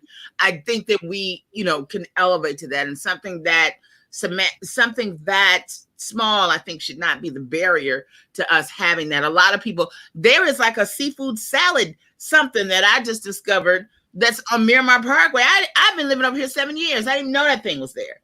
I think that there is a lack of knowledge of us, by us, for us. And that is why that is more important than if you went to one person who went to one and was like, it was some bullshit. It's like, okay, well, on the list, it said, Family Dine or Takeout Shack or somebody's backyard. Do you know what I'm saying? So you knew where you was going. So don't call me with that. I am there. I don't think that we stop doing it or we make no effort to do it because of that. I'm sorry. I don't see that. We make an effort, Jill. Think about this. The lists that are going around has everyone lumped into one fucking list, right? It has. Okay, so then, though, just like you said, those of us who have platforms, like between the three of us, we probably reach 1 million damn people. But think about why not? So if I put out a list, for as long as I've been doing this shit, if I put out a list of restaurants, people are gonna know that I vetted them. You know what I'm saying? People are gonna know if Janae's putting up some shit, she vetted them, and you too. That's the same thing. I mean, I just don't. Whoever was putting out the and Eat Bro, that's what they're trying to do, is be that space. Arnisha Randolph, who is one of the most successful Black-owned businesses, who has a family, has an amazing story. If she does a list, I know that she vetted it. That's what I'm saying. We do have to do our own research. We do have to hold each other accountable, but we cannot be held back from sharing that information and creating that way because of some dumb shit like that. I think that, and I will come back into it right now. This is where foundations like Knight and Miami Foundation, they can create grants. They do these things with journalism. They do these things with storytelling and media. And this is where I feel like that money could be better spent in Black media. I've always felt like that was the Black media's job, to tell those type of stories, to create type of list to be that platform for Black businesses. Somewhere along the line, legacy Black media has dropped that ball. I don't know if they're not legacy. Yeah. Well, no, not legacy MIA. I meant like traditional Black media. We can talk about them later. Yeah, I'm not gonna throw out too many names, but every major city has an old Black newspaper, and not all of them are up to par in a digital. Turn these lights back off again. They don't have the staff, they don't have the funding that they need to go after content like that. I think that, and if anybody from the Knight Foundation, I would love to put together a team to go after and create a list like that. Amen. But it takes time and research to do that. So it's easy for somebody to go Google and put a name on the list. It's not easy for you to research, go eat their food, go dine in their place, look at reviews and do that real investigative work, that you need to do. And so people are taking the easy way out. Yeah, I'm gonna just put a list up, but it really does deserve that distinction and respect that StarX said. I just think people need to put up money to support that and support High-Low News, because we want to do that. I'm gonna put a plug in that.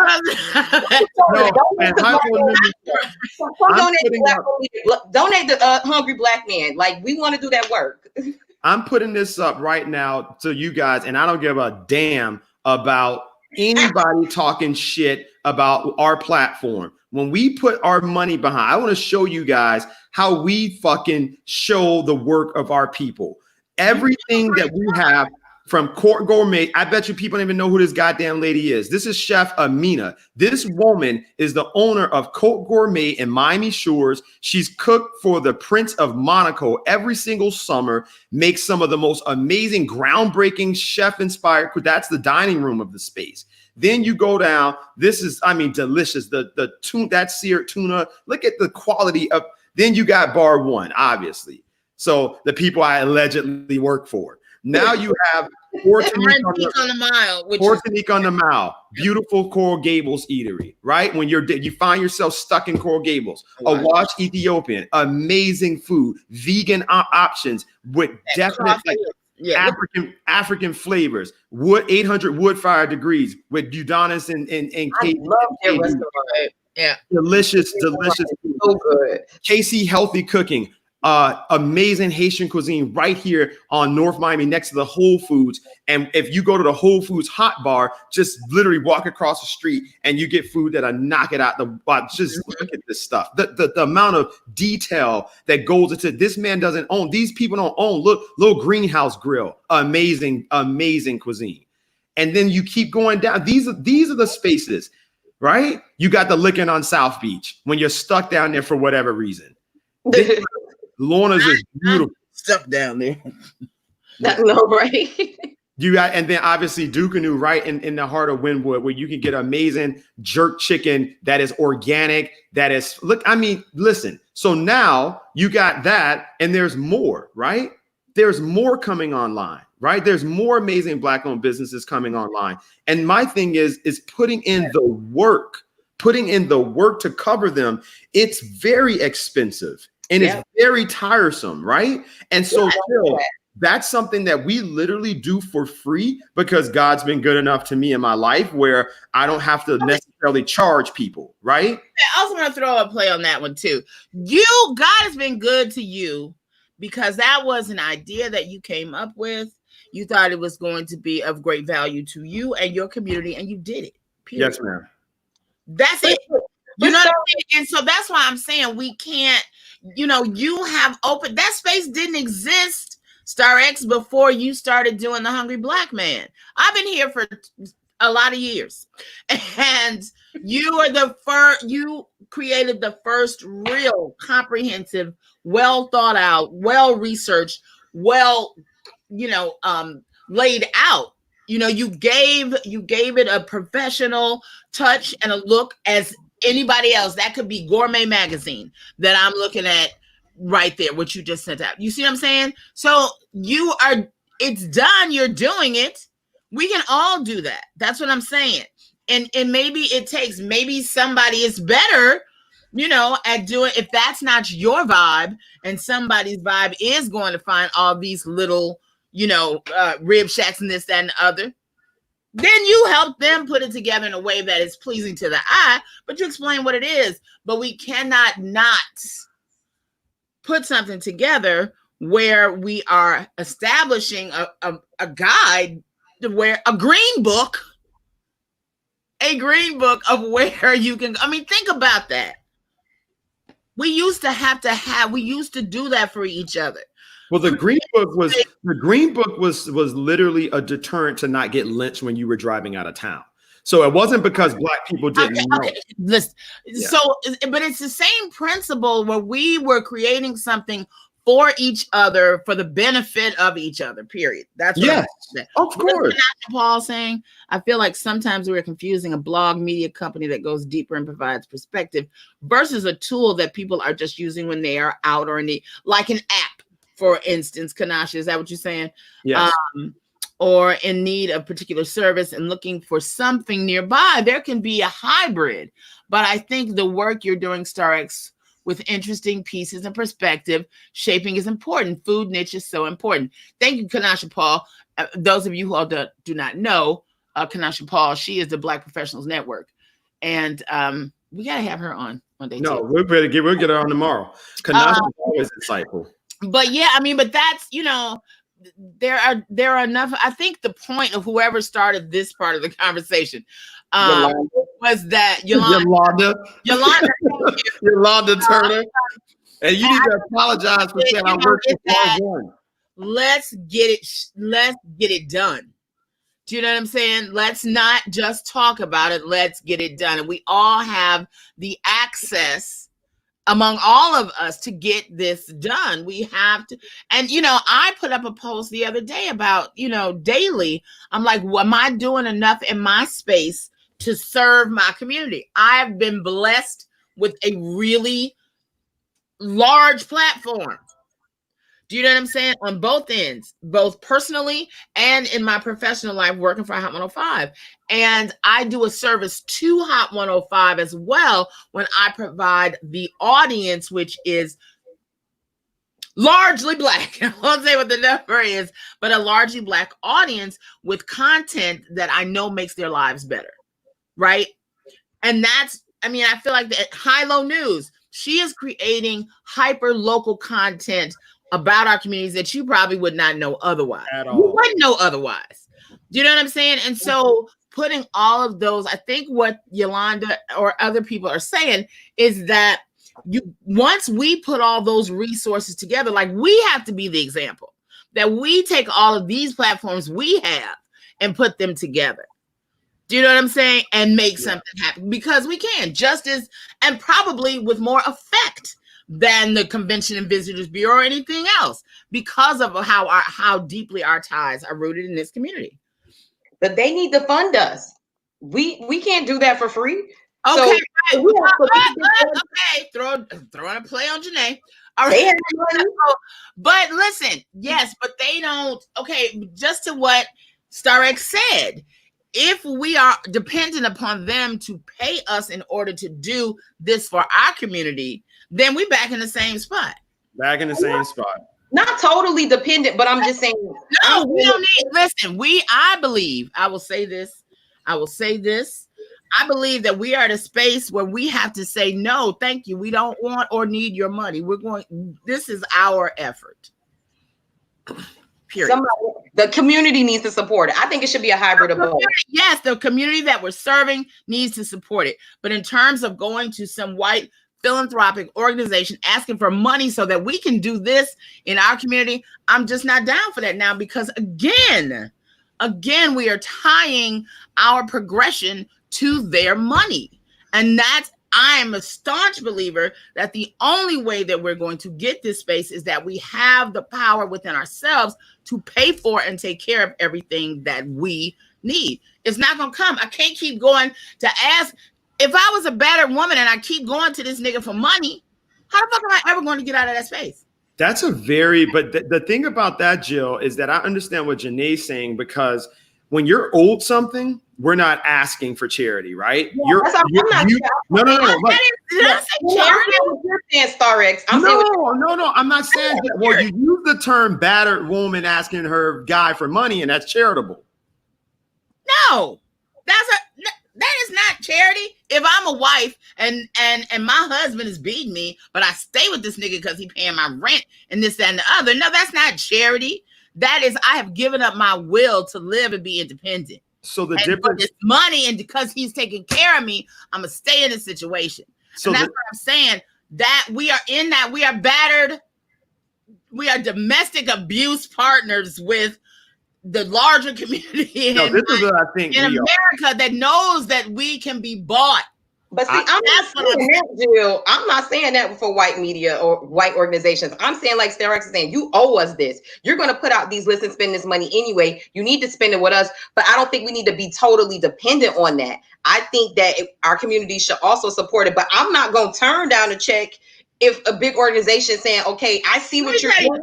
And I'm going to give this to support you. I wish I still had it. But I did a story about this young sister. I'll find it and I'll post it. This young sister, Black girl, who was commissioned by Microsoft to do a mural on the outside of their building, right? And she was working on it, and I guess not fast enough that they wanted it, right? And so they sent her an email and told her that, ask her when was it going up. They needed it to go up soon while it is still relevant. She took that letter and put it online. God bless her. Because it's not about the cause. They didn't give two shits about the cause.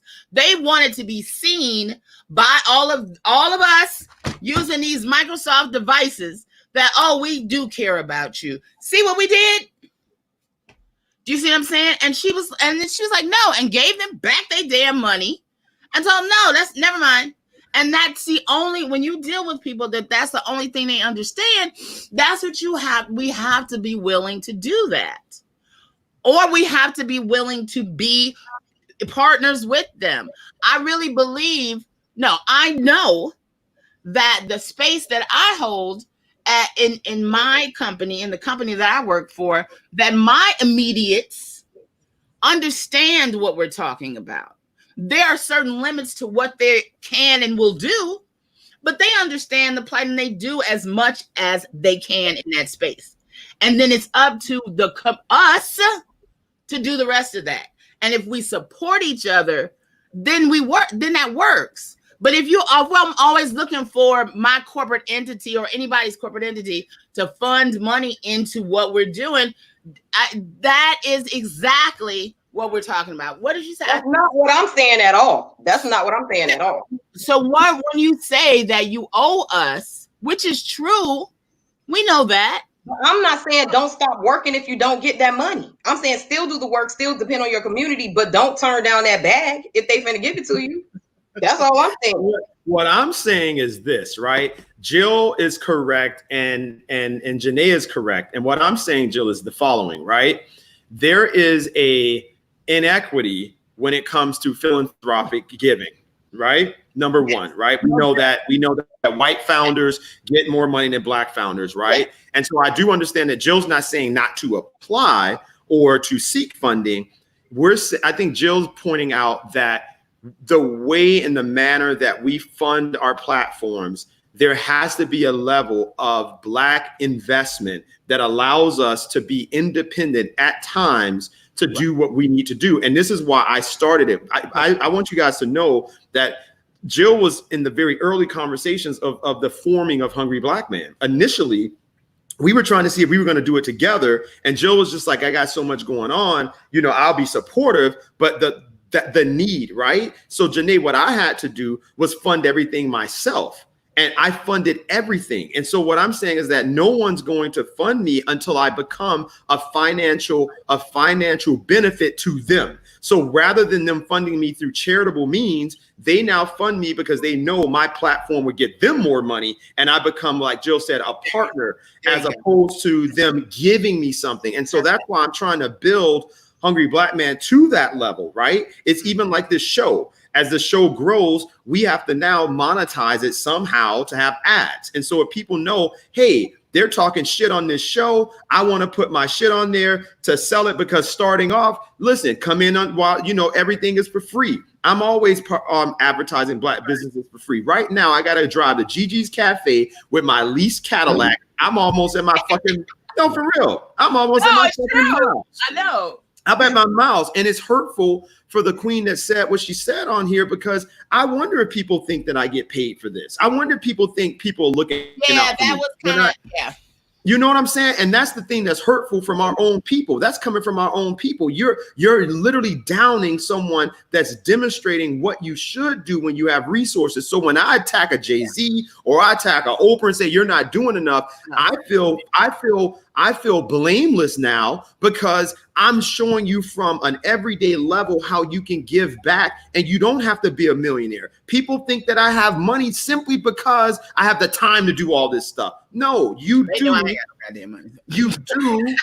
Well, you do what you say you're going to do. And so what I'm saying, with your paper, for instance, like, you write so well, and I know you hold yourself back because you don't want to become a pariah. You don't want to do the work that you know will literally cut you off from these people. And every day I inch closer and closer to that. And the moment that I truly say some shit that's going to shut the fucking faucet off, that's when I'm going to be my true self. Because as long as I have this idea, because we do that with black politicians locally, these piece of shit leaders, like, these people are terrible, and we don't call them out because we know we're going to see them and pass by. We know that we're going to go to a function. So guess what? I stopped going to the functions. Guess what? Okay, when I do go to the functions, I'm walking past them like, yeah, fuck you. I don't give a fuck, because I don't need you for anything anyway. You don't do anything for me anyway. When those grants come out, you give them to your friends and family. At the end of the day, people think I'm so politically connected. That's because some of the politicians happen to be my friends, but I get nothing as a derived benefit of them being my friends. I'm your actual friend. And I got to remind them of that shit sometime, because they'll go like, oh, such and such. Bitch, I ain't getting nothing. I'm not getting nothing from you, no way. So you going to do this or not? Well, And so I think that all of us, Janae, you can speak as well. And Kanasha just said facts. Everybody on this thread that's kind of in this space and doing this work. Michelle Hollinger, yes. Michelle can tell us stories. We need to bring her on, because she had a beautiful publication, Sisterhood. You know, she edits my shit, right? She edits every single article for the Hungry Black Man. Yeah. She has been doing that. I could not have written the quality articles that I've written if Michelle has not edited. She edits them sometimes on the fucking plane. And that's what people don't get. When you see, listen, one of the things that I'm a living testament of is black people helping black people. Yeah. I am not one of these black people that go, oh, my whole life it's just been white people that give me something. I hate that shit. You know, you listen to these people that go, every time I look up, my people don't help me. No, I've only been helped by my people when it comes to true ride or die. It's always been my own people. And, right. And that narrative. To you, when you said at 11:19, she made a good point, but I understand what she was saying. Who, Yolanda? Yolanda saying he's speaking from a perspective that most people don't have, which is very true. Star X. What's that? Terms of the way that you have been able to. You and I had that conversation the other day. Break that down for me. I'm a little slow. Listen, I told him, I was like, look, I can create the scene. You know how to go get the bag and pay for the scene. So let's do it, because I think that everybody is gifted with skills. And you can learn from each other that way. One of the differences between us is that for years, I've been doing stuff just because, I want to celebrate it, or, I think it's good, or I'll show up to your event and I'll host it for you because, I just want to be a part and be down. And frankly, after a while, people start negating that. I mean, they're just like, oh, well, just call Jill, she'll do it. You know what I'm saying? And they start to use your kindness as, I don't know if weakness is the word, but that's the word. They stop looking at, I don't know what the word is exactly, but they lose the idea of having to pay you for things. And then when you say, okay, you know what, actually, yeah, I get paid to do these kind of things. So, what are you offering once you get into that space? And that's my own fault for starting there. And then, but it did also help me purge a lot of people that have not been beneficial in my career. I've given them far, far, far, far, far, far more than they've ever done for me. And I think we all share that. Felicia Martin and I were having that conversation the other day. A lot of times, even our own people will take your kindness for weakness, or that, and just will not. Kanasha and I have had 3-hour conversations about that. And so, how to create barriers and limits and structure and, all of that. And we do have to do as a people a much better job, a way much better job of paying people, each other, for our services and our talents. We really, really have to do that. Janae has not been able to yet develop the kind of advertising you need. People will tag you 90 going north. Girl, go look at what Janae just said on Hilo News. But if Janae hits you up, hey, Donna's Donut Shop, would you like to sponsor my morning chat? It's like $100 and do whatever. Oh, girl, let me call you back. They don't value it.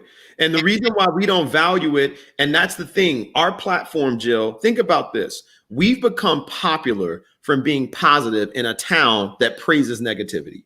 And so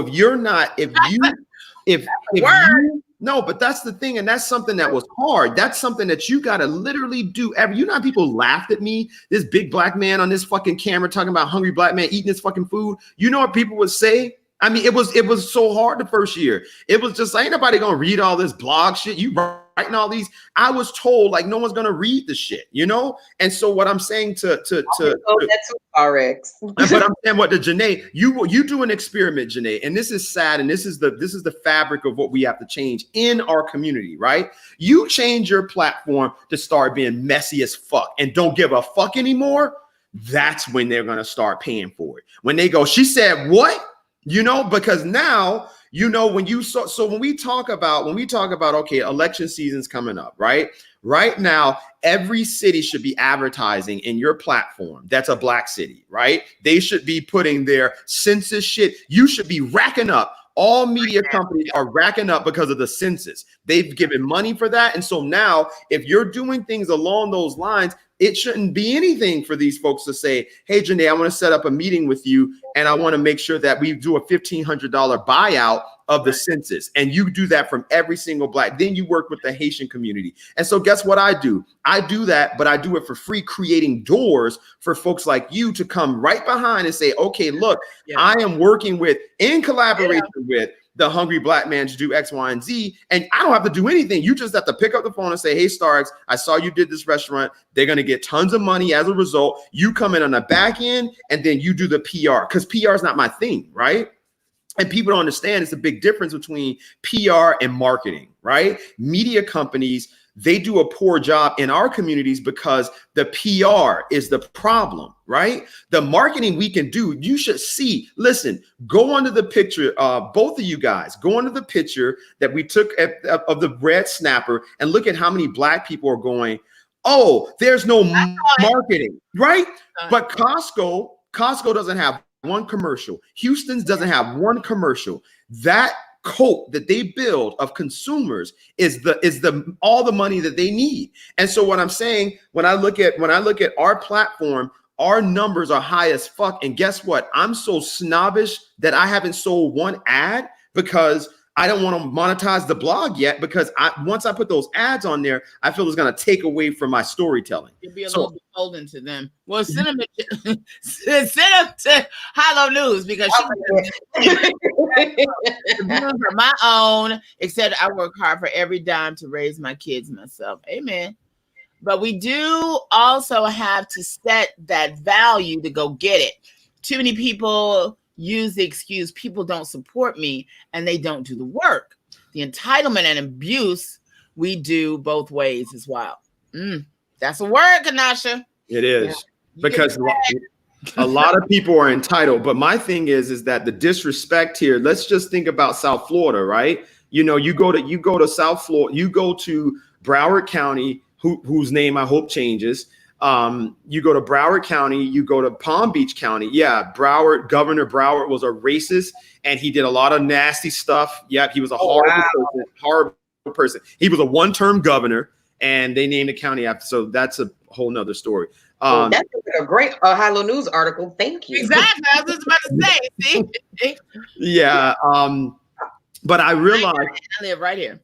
No, I realized something that someone put Bank Black. We're going to talk about. We're going to have what's the bank owner name? Terry. We're going to have her on, and I'm going to go crazy because I've gone crazy on that bank, and I'm putting my $1,000 in there to open my account. But they need to do better. I'm sorry, they need to do fucking better. Yeah, I was trying to open a business account online. I couldn't do it. You see. I mean, we all did. When I had to, the only place my ATM card would work was 7-Eleven. I was like, this is not gonna work out for me. Okay. I couldn't even find a 7-Eleven. I was like, when's the last time I even knew where a 7-Eleven was? The hell? Yeah. That was the only place in the damn ATM card. I tried to use the ATM card at a parking garage, and they almost called the police on me for trying to for fraud. Like, I'm just trying to pay a $7. You didn't show them the Harriet Tubman Wakanda picture. Yeah. That didn't get you. That didn't get you any. What made them want to call the police? They didn't get. I thought that was so fraudulent bullshit you trying to put in this machine. That was so disrespectful. Gonna kill y'all because she does the PR for them. She is going. Suzanne, who hates me now. Suzanne, I already know. I called her the next day, girl. Listen, I couldn't even use that shit in the parking lot. What are you talking about? Again, I love Terry Williams. Terry Williams supports me, and I support her. But at this, and even more so, I mean, because we're laughing to stop from crying because we wanted the shit to work and it didn't. Big time. And Ernisha, to her credit, and me and Ernisha are kind of not on good terms right now. But we're out with Ernisha. Yeah, Ernisha, not on good terms. But Ernisha did a very good job with marketing that black bank. And I remember how tired one day, no, seriously, I saw Ernisha walk past and I was like, damn, like Ernisha looks so tired from just trying her best to get all these people to go to this goddamn bank. I go down there and I see all the buffoonery ensuing. I'm like, what the fuck is this? This is the best shit. I ain't trusting it with my motherfucking money. And so that's the thing. You sit there and you're like, go to the black bank. But now you over there carrying on like this. I don't feel that you are going to do a good job by taking black women's likeness, right? That poor black woman that they paint on the side of the building, and she's riding around and she's saying, look, just compensate. That black woman is crazy. Okay, that one was stalking me on Facebook about the artist who didn't pay her for her image. And well, shit, wouldn't you go crazy if that I painted your that is a real woman. She's on Facebook. She's probably gonna show up any second now. But yeah, she was mad about that. But then But that wasn't the bank's problem. That was Adonis Parker that should have done that with her. Adonis did the piece. He should have gotten her clearance to use that, or what they should have worked it out. And it wasn't the bank's. Well, yeah, and then you come out with a fucking debit card with the closest thing that Black Americans have to a warrior queen and Harriet Tubman, and you got her doing a fictitious symbol of a fictitious goddamn African technologically advanced civilization that was written by a white man. What the fuck are you doing? That's not banking. You need to go out there and do research and find out why Black home ownership is down. You need to do research and find out why you're not giving the loans to Black people to get their homes in high equity building neighborhoods. You need to go out there and loan money to businesses and ensure that the PPP dollars are being given to the fucking businesses that need them. There's several Black businesses that I know that didn't get the PPP dollars because guess what? They use these white accountants that don't know what they're fucking doing. But they did PPE. Huh? One United Bank did PPE. Oh, I'm not talking about them doing it. I'm talking about them having the outreach. The whole point of banking Black is that you do. Okay. Let me just say that she has. One United was the first advertiser who ever came to Hot 105 to who made a buy specifically to be on Hot Talk. The only one ever that's ever even done it ever. Well, that's wonderful. I'm glad you said that. Right? Because she identified her audience in the listeners of that show. Right? So they get in, I think, where they fit in, but I just don't think they have the just like all the rest, everything we talked about. They don't have the manpower, and certain things just should not be attempted to be executed when you cannot do them fully. particularly when it comes to banking. There are a lot of online banks, and that might have been a better option. Listen, you know what? I'm not Black wealth. One of the things that gets me mad is this. Gordon Eric Knowles don't step in. He said they were very involved in the PPP program. Somebody don't call. People are calling. Listen. If they were involved, I need to know the amount of businesses. Right now, there's a big business, a Black-owned business right on South Beach named Fat Ronnie's Burgers. And it's a Black gentleman that came from Martha's Vineyard, and he established his burger spot right on Lincoln Road. And he has been denied several times these loans. And so what I'm saying is that if you are a Black-owned bank and you are struggling to get Black people to come to your bank, that means that you are not reaching them in some fashion, okay? And if you now say that you want to reach Black people, the way that you reach Black people is not the way that you would reach a white person. We don't want to see Harriet Tubman on the side of a debit card. We don't need to see a mural of a Black militant woman on the side of a bank holding up a Black power fist. We are Black ourselves. We need to see professionalism in our race. We need to see an outreach that is strategic, that is dealing with the economic disparities that exist in our people. It's the same equivalency of Nancy Pelosi wearing that fucking kente cloth, kneeling down in the goddamn vestibule of the. It's the same shit. Well, I ain't gonna lie, Star X. I didn't have a problem with the murals. I thought they were beautiful.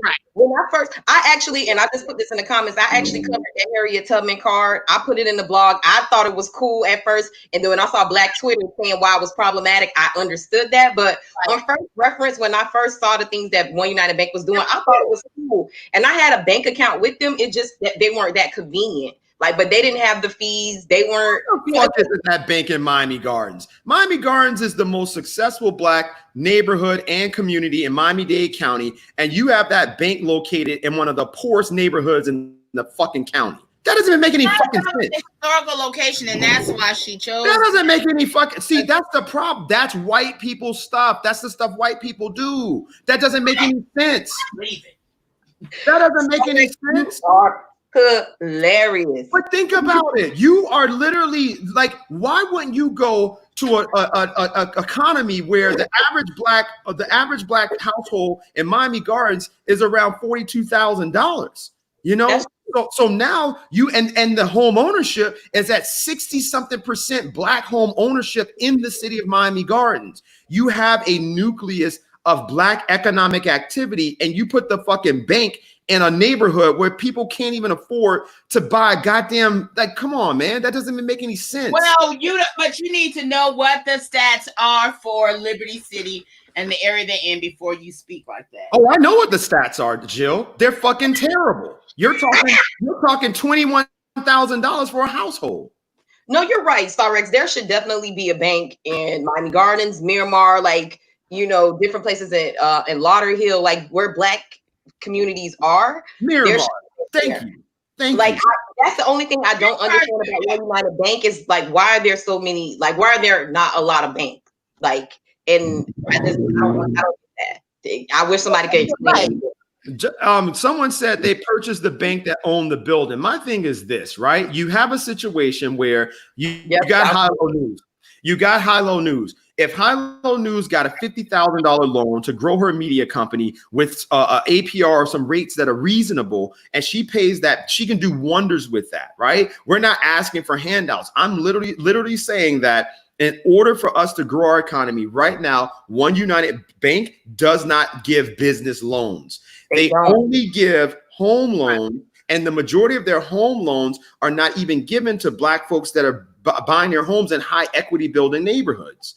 And so now, that's true. That's very true. So now when we talk about Black economics, let's have Terry come on and have her explain, why should I bank with you? Just because you look like this? Because if that's the case, fine, then say that. And I'll put my money there. Say, you know what, Starks? I don't got no tangible reasons. I'm motherfucking Black and you should be loyal to me. And I'll put my money there because you were honest. If that's your slogan, I'm motherfucking Black. So give me your money. I'll put my money there. But so Y'all see what Paul Wilson just said? So no one. So, So on one hand, we so on screaming. one hand, you're screaming support, but at the same time, and the same breath, we're shitting on them. No. You got like, so this is the thing, right? Listen, I'm gonna get some flags because we have to stop. Wave my flags. No, we have to stop this, right? That is a old guard mentality. Okay, like simply, that's a whole other show. Old guard is young guard, new What'd guard. you say? I said that's a whole nother show. We put that down on the list. No, literally, that is a whole entire another show, and we're at 2 hours now. Well, listen, but that is a very important. We talked about that on Hot Talk Sunday about how that's one of the biggest problems is that when I used to, well, I'm saying used to, because after messing with the two of y'all, they will never have my black ass back again. But the state of Black Miami, I've been hosting that luncheon for years. And always the conversation is nothing got accomplished. Nothing ever gets accomplished. But the problem always is, the young guard saying the old guard needs to let go of the reins of power, or at least let us, help share and mentor us so that we can, it's our turn, their turn, to take over now, just like what we're seeing with the protests. It's our job right now. Well, Janae's still in that millennium. Well, both of y'all, maybe. I'm older than both of y'all, but I'm still fly as fuck. Anyway, yes.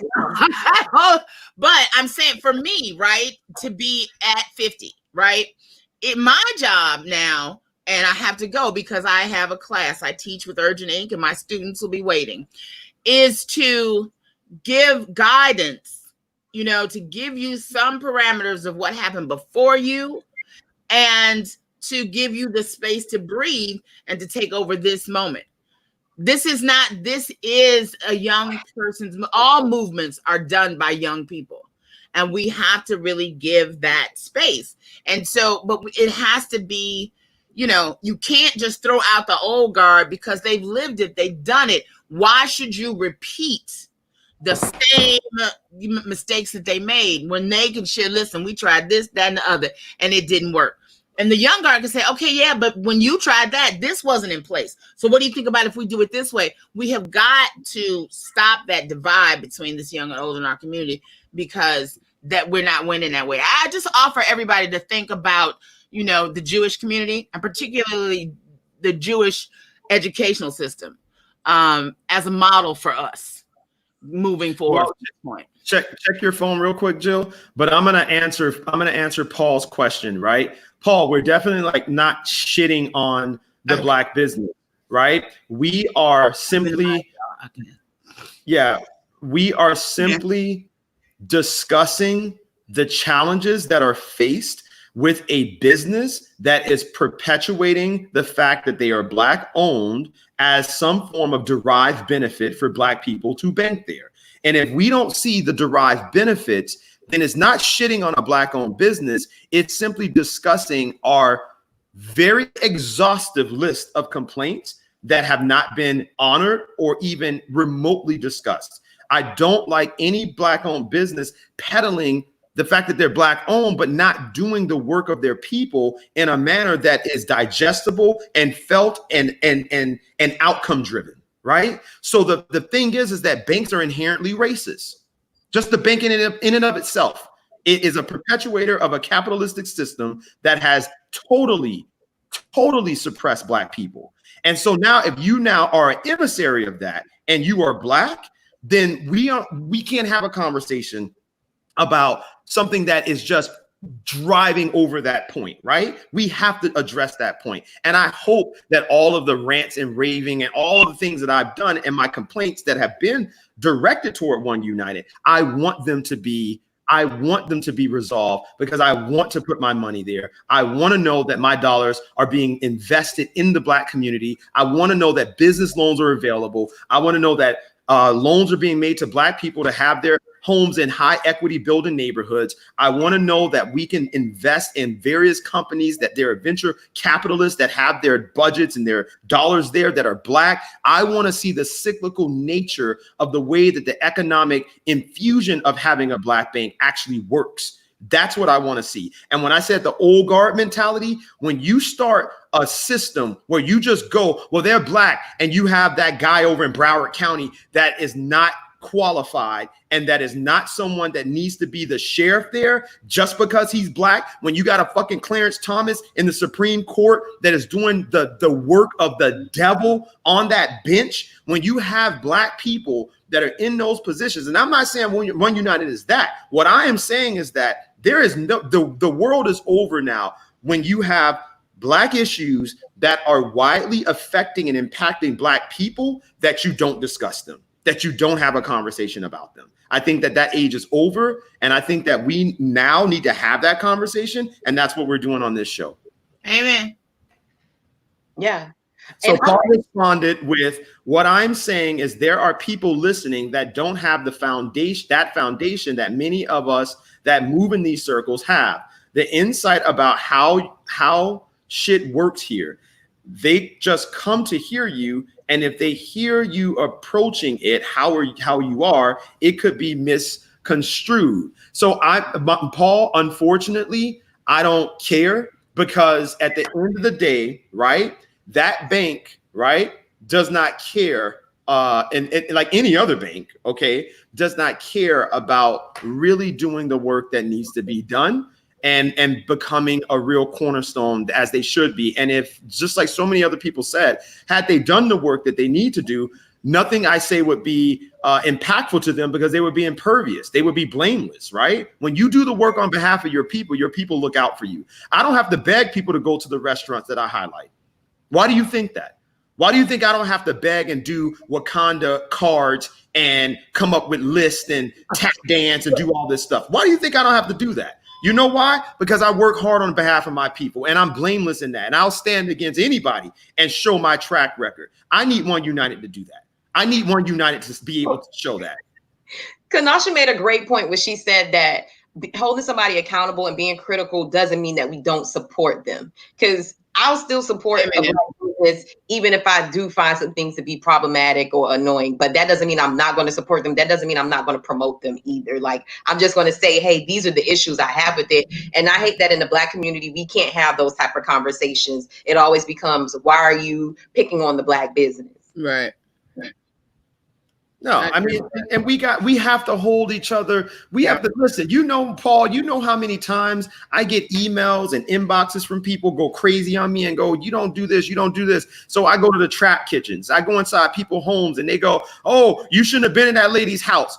Get the fuck out of my inbox. You know, so like, oh, you shouldn't do this and you shouldn't do that. And so at the end of the day, Paul, like, and for those of you who don't know, I know Paul. Paul is an upstanding brother who is the engine, who has been the engine behind Congresswoman Wilson's 5,000 male role models program. Totally. And he's an incredible brother that does great work. So I have a lot of respect for Paul.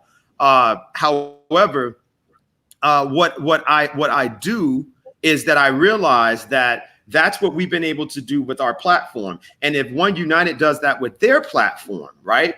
If they say, hey, you know what? We're going to get behind these black influencers and we're going to spread our gospel. So we're going to hire them. Like Jill said, they paid for, adding Hot Talk. They can go and say, hey, look, we're going to really reach the people that really matter. These young professionals that start in their families, these young professionals, that need banking advice, retirement advice, financial services. My company needs that. But I'm not driving down to Liberty City, and I mean, my God, like that's not, Liberty City is not a place. I opened a business there, and I opened that business for over, and for those of you who don't know, Liberty City is a very challenged neighborhood. I opened my business there and I tried to stay on, Paul, for over 3 years. And my business partner recently relocated to Atlanta and she's doing very well. And then I opened my business in Miami Gardens and it's doing wonderful. And those are two black communities. But guess what? When people say the black community, all the stuff that Trump said when he was like, what do you have to lose? Your schools are terrible, this and all. He was a liar because those are two black communities, but we lump them all together. Miami Gardens has nothing to do with Liberty City.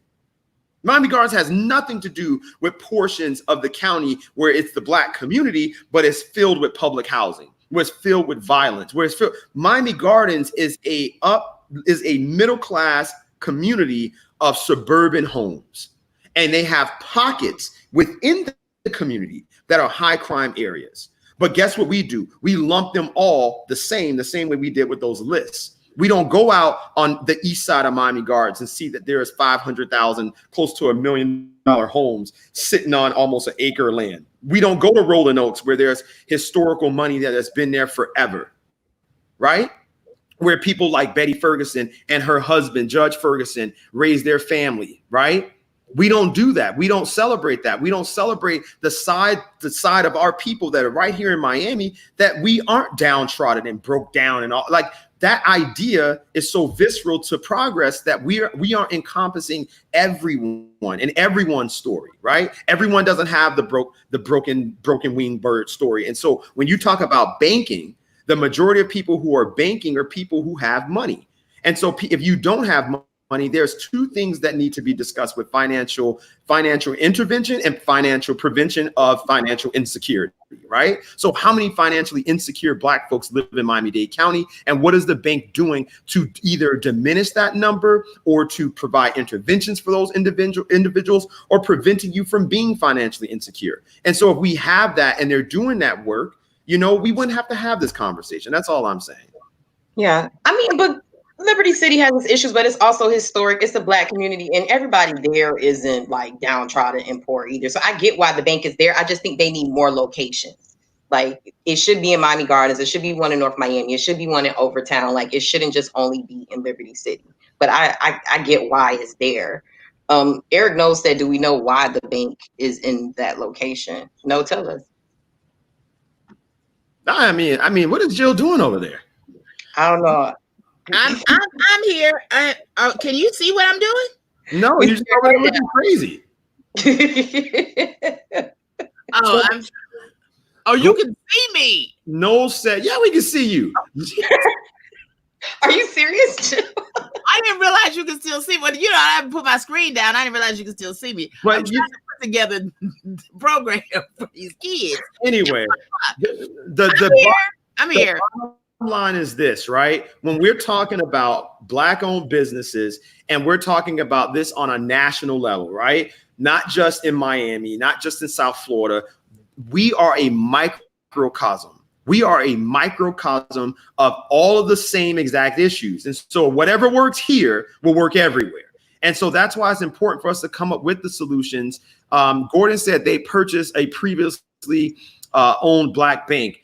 And, like I said, Eric, that's fine, right? I'm not nailing them to the cross for being in that location. What I'm saying is this: the way that white people experience Black culture and try to help Black people is done in a manner that is anonymous, right? Where they have to invoke historical characters, where their celebration of who we are is this very outside external sort of celebration where it's not how we truly celebrate, and that can become stereotypical. And I think that unfortunately One United has done that, right? They're not looking at Black people from a stance of like how Nancy Pelosi and the Black Caucus gave her those tassels, right?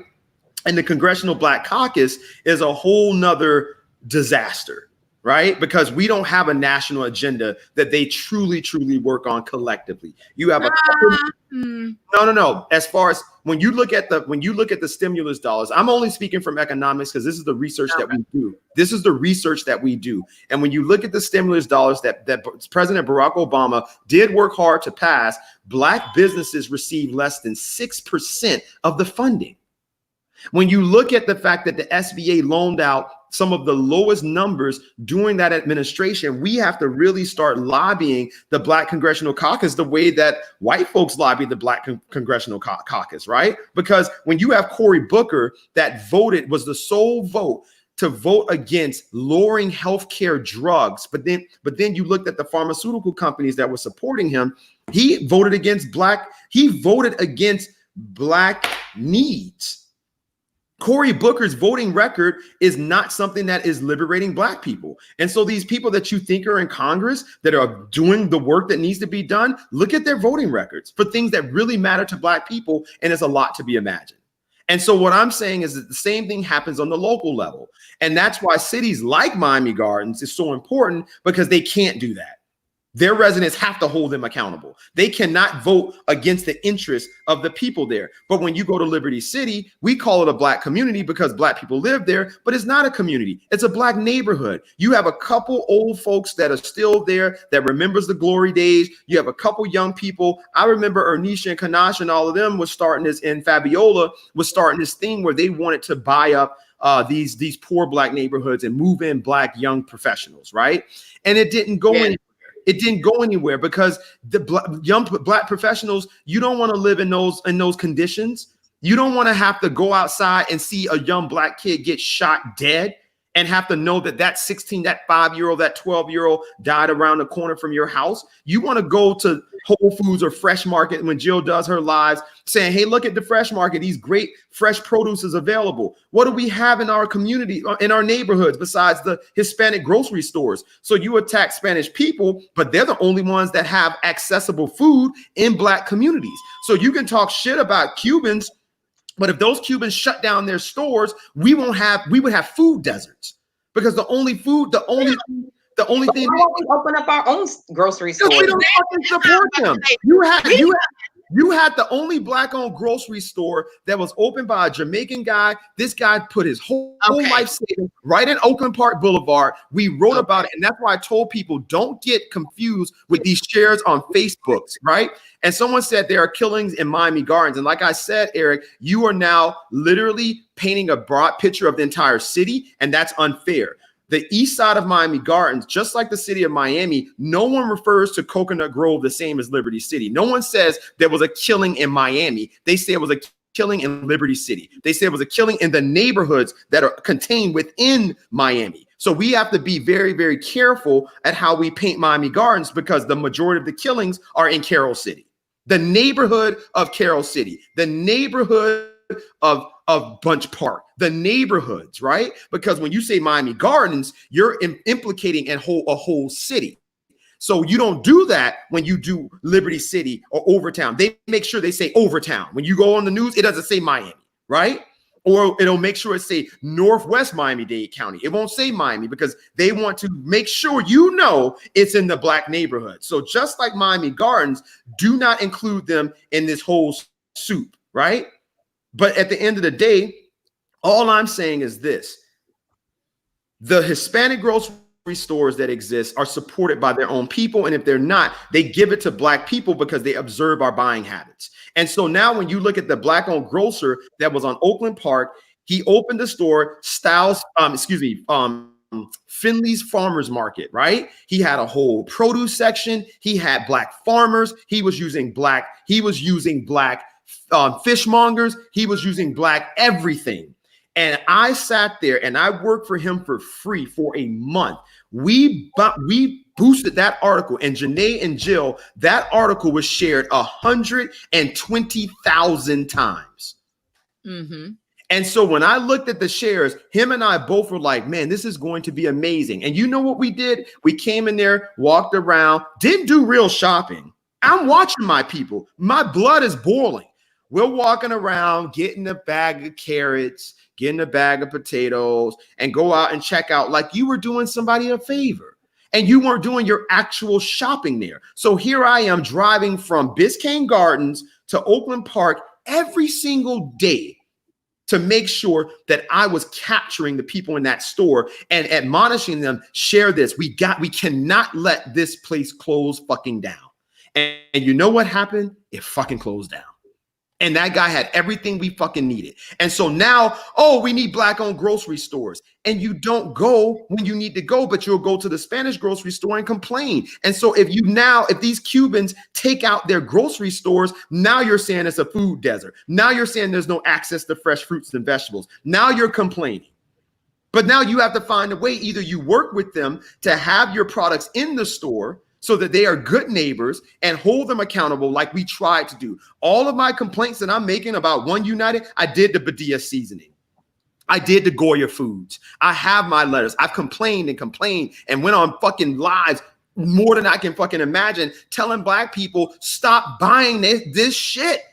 You got Chef Keith Loren that has a spice line that includes everything that you would get out of Goya or Badia, and he's right here in Walmart. His products are right available in Walmart, and we don't buy it. And you know what our excuse is? Oh, we didn't know about it because you're not fucking connected to your fucking people. You're not fucking connected. And so that's not a moral issue, right? That's not a good or bad issue. It's a state of being. You're not connected. What makes me different from you? I'm not any smarter than you. Most of you are smarter than me. But why do I know and you don't? Well, the difference is, sorry, you know, I'm gonna throw my phone at this one now. Whatever.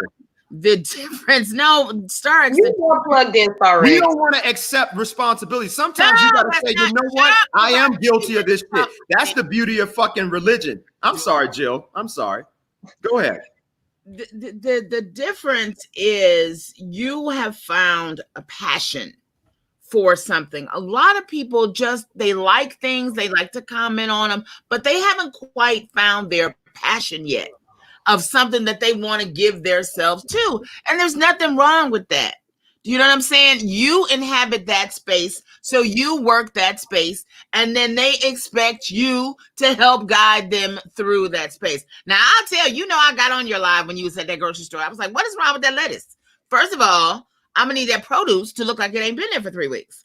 This was the problem with that store. It was not that you, him, or nothing. They did not, when you went, and I did that. When you went, they did not have robust produce. They did, Jill. Like people wanted to go shop there. Just because it's black, I'm not going to buy that wilted lettuce. No, it wasn't. That's what I'm saying. What you saw there, I knew their producers. I knew where they were getting their produce from, and I would not promote something. And when you said that, I explained that to you. I said, Jill, the AC unit in the space went out, and then when I did the live, I wasn't aware. And when I saw what you saw, I went to him and he explained what happened. And moving forward, that wasn't the case. People, when they went, Jill, had very pleasant things to say about the space, right? And right now, the only thing that we have close to a Black-owned store is the vegan fine foods in Fort Lauderdale. And so judging a space off of seeing a glass or a glance of wilted lettuce, right? And that's what you hopped on. So that was something that, okay, fine, let's take that criticism and let's correct that. But that wasn't something that was cancerous, that was just permeating the space, right? That was a singularity. And that was, And this is what I'm saying. In this digital content, and right now I got 6 screens open, okay? When people's time and energy and all of that is taken by so many damn things, there is a joy in repetition. And there is an authenticity to saying, okay, some of you might have been dismayed when we were here last time because maybe some of the things, however, this is what happened. And, look, it's beautiful now. We're going to make a salad and we're going to talk about that salad. And I'm going to invite you to come out here and join me with that salad. Sometimes you have to go that extra 1/10 of a mile with us particularly, and you can't be upset about that, Star X. You got to be able to delineate when you have to hold, and I don't want to use the analogy of children, but when you have people that are not exposed, I didn't know it was no black grocery store, and then they see something, oh, but look at that, I ain't going up in there. You know what I'm saying? You have to keep going back to them and saying, no, that was the moment. People have been in your house and your house wasn't right either. So, I'm showing you now today, we clean that up and we invite you to come out and join us. It's just the extra work we have to do to super serve our community. That's all I'm saying. And you can't get mad at that. You cannot. No, but Jill, what I get mad at is the fact that, like, yes, I will accept what you said about passion, right? And what I'm saying to our people is this. When I put that post up and said we were disconnected, I meant that. And I don't know why we don't work to resolve the realities instead of either dismissing them or attributing them to morality and saying, well, you were wrong for judging me and saying I was just disconnected. And like I was saying, in the Christian faith, when I grew up, one of the things that one of the few things I loved about the way that our church operated was the idea of confessing, right? The idea of saying, you know what, I am a flawed person. I am someone that is not doing what I'm supposed to do. And now it's like we can't do that. We can't say, you know what, I don't do enough. I can't just rely on influencers, because guess what? A lot of times I'm guilty of it because I found out about very important Black businesses from my followers. So my followers will inbox me and I will go through a mini state of depression. Like, oh my God, how the fuck did I miss that? And I'm a hard judge on myself because I'm like, I should have been able to catch that. And so I then changed the way that I operate and realized, okay, I got to change the way I operate, because what is the process of me locating Black businesses that are worth supporting? You know, what is that process and what does that look like? And so what I'm saying to us is that when we have these Black owned businesses that we know that are anchor institutions, and that's what I want to get at before we log off. You know, these restaurants, every restaurant is not created equal. All right. And so when you have a restaurant that is an anchor institution that is located in high tourist neighborhoods, that the investment of that restaurant is high, it's very important for us to maintain those spaces because of the pride and because of the economic vitality and the potentiality of that business to employ our people. Ultimately, we want our people to be gainfully employed, that we are able to provide at a livable wage. And so the majority of Black businesses locally, right, they are not able to pay their employees livable wages. They're not able to give their employees the benefits that white businesses are able to give. And so the reason why I make these comments about Bank One United and make these comments about some of the businesses that we have is that our support has to translate in paying it forward. How many restaurants do you guys know that are in the hood? They haven't improved their building. They look exactly the same way that they looked in 1987. They live out in Weston. They drive a Bentley. They have all this money, and they're started on that one. Yeah, fucking employees make fucking $8, $9 an hour, right? Yeah. And they haven't done anything. They haven't given them benefits. They haven't done shit. So my thing is, I'm over that. Let's start having the real conversation so that if we want to be able to support our Black businesses, Jill, now I can say someone can hire you. And so that's the thing. Like, they got the money. I don't know why people think that these Black businesses are suffering like this. Well, a lot of them are suffering because they got that. I'm talking about the heritage house. No, I'm saying a lot of them are suffering because they're it's just funding their lifestyle. It's not, the big picture is not there.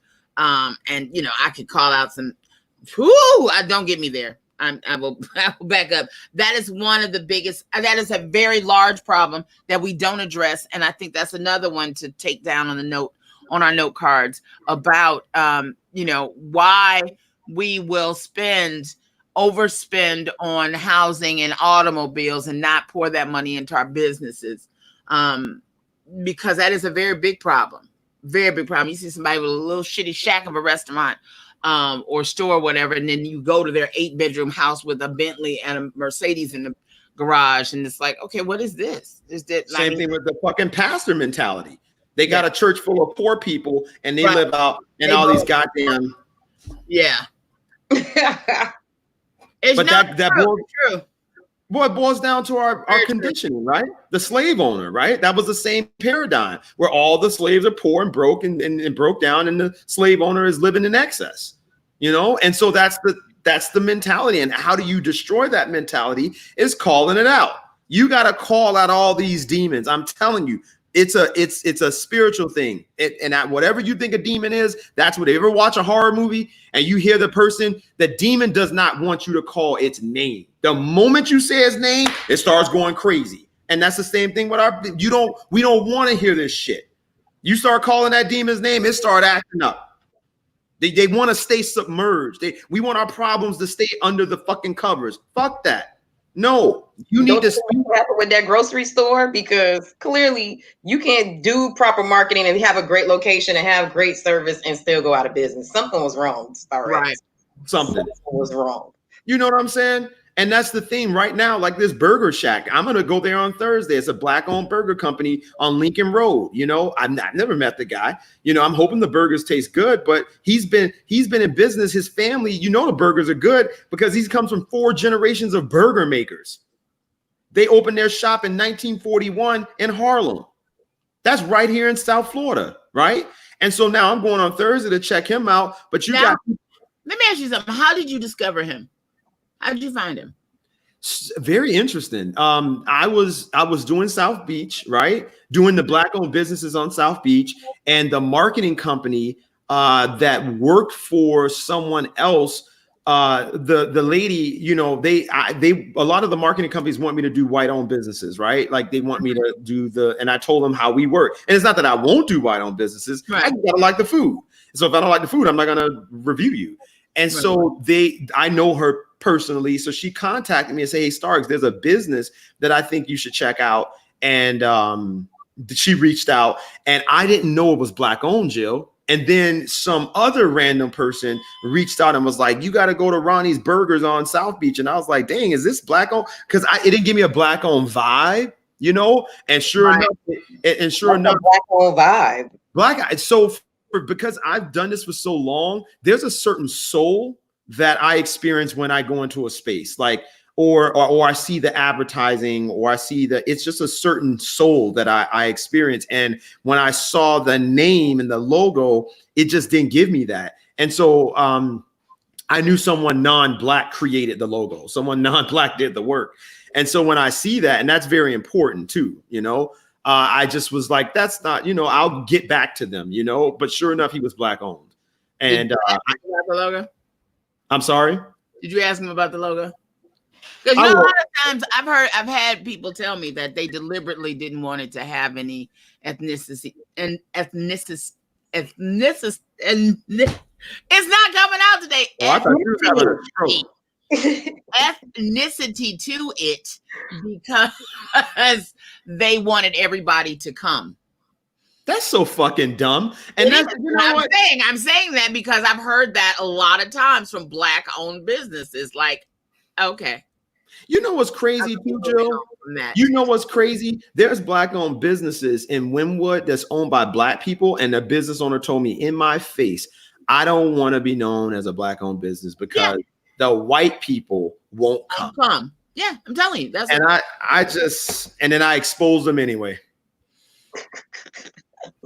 Well, that would be the point. So listen, I promise you all that I will keep StarX's ass to 2 hours on this thing. We're supposed to be 90 minutes. We have yet to make it, but I promise you that we will get there.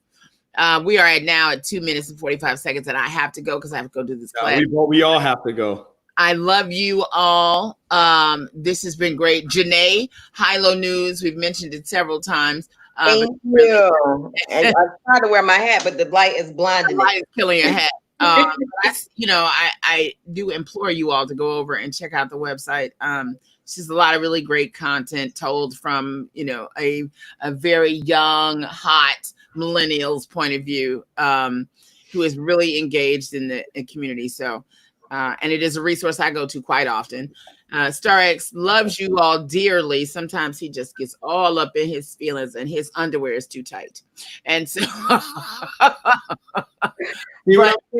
I reject that. It is all truly from a very sincere place as well. And you know, we are, you know, and I'm just blessed to be here with you all. I'm glad that I have been 20 years doing this work. And I'm glad that you all have let me go from being just a straight out bitchy gossip columnist to someone who's really living in my purpose. So we appreciate you and thank you so much for being here today. And we'll be back tomorrow. I promise it'll be 2 hours.